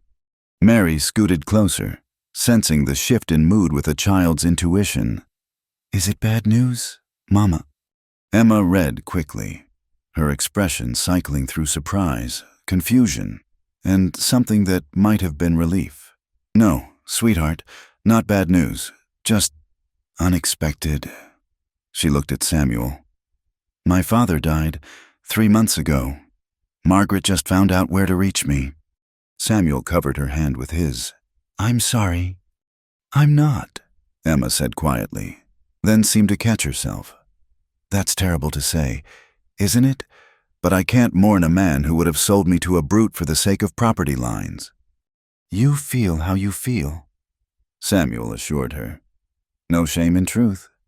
Emma continued reading. "Margaret says he left me something in his will. Can you imagine after disowning me for running away? After all his rage?" She shook her head. $200 and my mother's Bible. Margaret's sending both with the next freight company heading west." $200, Mary breathed. "That's a fortune." "It's enough," Samuel said thoughtfully. "Enough to buy those extra acres by the river Jenkins has been wanting to sell. Enough to secure our future here." Emma folded the letter carefully. "Blood money, some would call it. I call it justice." Samuel countered. "You survived without his help, built a life from nothing. Now his money can help secure what you built yourself." Baby James fussed, and Emma shifted him to nurse, the practiced movements of motherhood coming naturally to her now. Samuel had worried, during her pregnancy, that the past would haunt her, that Garrison's threats and her father's cruelty would shadow this new life growing inside her. But Emma had faced the pregnancy with the same steady courage she brought to everything else. "Look," Mary pointed to the road. "Someone's coming." A buggy approached, raising a small dust cloud. As it drew closer, they recognized Mrs. Valdez's nephew driving, with the lady herself sitting upright despite the heat, her black umbrella providing meager shade. "Now there's a welcome sight," Emma said, standing carefully with the baby. "Mary, go draw fresh water from the well. Mrs. Valdez will be thirsty after that drive." They gathered in the relative cool of the house, Mrs. Valdez settling into the best chair with a satisfied sigh. She accepted a cup of water gratefully, then fixed her sharp eyes on the baby in Emma's arms. "Let me see this new little crowfoot," she demanded, holding out her arms with the confidence of a woman who'd held hundreds of babies. Emma passed James over without hesitation. Mrs. Valdez had become like family this past year, her fierce protection and practical wisdom a constant support. "He has good color," the older woman pronounced. "Strong grip, too. He'll be a help to his father soon enough." She looked at Samuel with approval. "You did well, both of you. This place thrives now." "We've been blessed," Samuel agreed. "Good neighbors, good weather, good fortune. Blessing follows hard work and brave choices." Mrs. Valdez shifted the baby to her shoulder with practiced ease. "Which brings me to why I came. There's news you should hear." Emma tensed. "Garrison." "In a way." Mrs. Valdez's expression was grim with satisfaction. "Man tried his tricks once too often. Attempted to force himself on a senator's daughter who was traveling through Prescott. Girl's father had him arrested, and once they started investigating, other women came forward. Your name was cleared completely. Emma. Several witnesses testified about his lies and manipulations." Emma sank into a chair, one hand over her mouth. "He's in prison." "For a good long while. And his businesses are ruined. Turns out he owed money all over town, was using his boarding house as collateral for loans he couldn't repay." Mrs. Valdez patted the baby's back rhythmically. "You're free, child. Truly free. No shadows chasing you anymore." Tears ran down Emma's cheeks, relief and vindication, and the release of fears carried too long. Samuel knelt beside her chair. gathering her into his arms while Mary pressed against her other side. "It's over," Emma whispered. "Really over." "That chapter is—" "Mrs." Valdez agreed. "Now you can write the rest of your story without looking over your shoulder." They talked for another hour about the coming harvest, about Mary's progress with her studies, about the new family settling in the valley. When Mrs. Valdez finally took her leave, she pressed a small package into Emma's hands. "For the baby," she said. "Every child needs something from their godmother." After she'd gone, Emma opened the package to find a small silver cross on a chain, simple but beautiful. "For when he's older," she murmured, touched by the gesture. That evening, as the sun painted the desert in shades of gold and crimson, the Crowfoot family gathered on their porch. Samuel had built a rocking chair for Emma during her pregnancy, and she sat in it now, James sleeping in her arms while Mary played with her doll at their feet. "Papa," Mary said suddenly, "tell the story about the maid who became a mother." "What story is that, little bird?" "Our story," Mary said simply. "About how Emma came to take care of me when I was sad, and how you came home and found us, and how we all decided to be a family." Samuel and Emma exchanged glances over the child's head, both smiling at her straightforward version of their complex history. "Well," Samuel began, settling into his storytelling voice, "once there was a little homestead by a river, where a man lived with his daughter.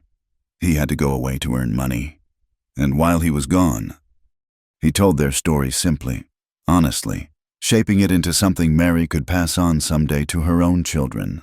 A story of loss and finding, of choosing love over fear, of building family from the pieces life left them.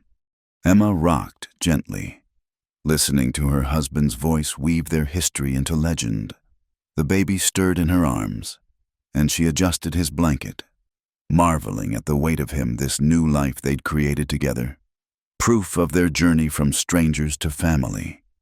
"And they lived happily," Mary prompted when Samuel paused. "They lived," he corrected gently. "With good days and hard days, laughter and tears, work and rest. They lived fully, together, building something that would last." "That's a good ending," Mary decided. "But it's not really the end, is it? Because tomorrow we'll wake up and feed the chickens and work in the garden, and James will get bigger, and maybe next year I'll have a sister too." Emma laughed, the sound carrying across the evening air. "We'll see about that, little dreamer. For now, let's be grateful for what we have." As darkness settled over the desert, they remained on the porch, none quite ready to break the spell of contentment. The Verde River murmured its ancient song. The nightbirds began their chorus, and somewhere in the distance, a coyote called to the rising moon. Samuel looked at his family, his wife with their baby, his daughter growing wise beyond her years, and felt Anna's presence like a blessing on the wind. She'd wanted him to live, to love again, to give Mary the family she deserved. With Emma's help, he'd done that and more. "Time for bed," Emma finally declared, the baby beginning to fuss for his evening feeding. They moved inside, Samuel banking the fire while Emma settled in the rocking chair to nurse James. Mary changed into her nightgown without prompting, proud of her independence. "Mama," she said, pausing at her bedroom door, "I'm glad you were just the maid when Papa found you, because if you'd been anything else, you might not have stayed." Emma's eyes misted. "I'm glad too, sweetheart. Sometimes the best things come from unexpected places." After the children slept, Samuel and Emma sat together in the quiet house, planning for tomorrow and the day after ordinary conversations about fence repairs and preserving food and whether to buy another milk cow. But underneath the practical talk ran a current of deep satisfaction, the knowledge that they'd built something worth having. "My father's money," Emma said suddenly. "I want to use some of it to start a school, just a small one. Here in the valley, Mary needs other children to learn with, and the settlement is growing. A teacher and a mother and a farmer's wife." Samuel teased gently. You'll be the busiest woman in Arizona Territory." "The happiest, too," she replied, leaning into his warmth. "Who would have thought, that day I arrived, that we'd come to this? Maybe Mrs. Valdez knew."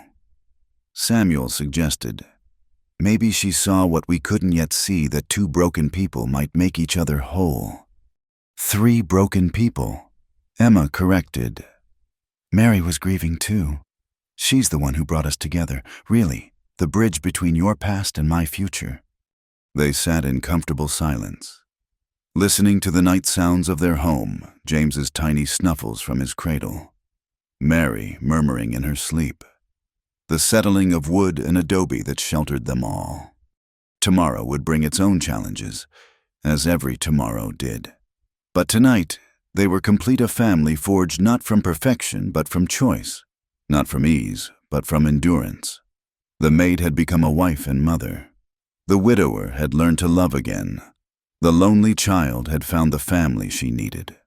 And in the high desert of Arizona Territory, under stars that witnessed all human struggles and triumphs, the Crowfoot homestead stood strong, a testament to the power of ordinary people choosing love over fear, hope over bitterness, and the daily work of building something lasting in an uncertain world. Thank you all so much for listening to this story of love, resilience, and family in the American frontier. I'd love to know where you're listening from. Please share in the comments below so we can connect and discuss what touched your heart in Samuel and Emma's journey. If you enjoyed this tale, please subscribe to Wild West Stories 1850 and hit the like button. And if you want more people to discover these authentic frontier stories, please support by clicking the hype button. Your support helps keep these tales of the Old West alive for everyone to enjoy.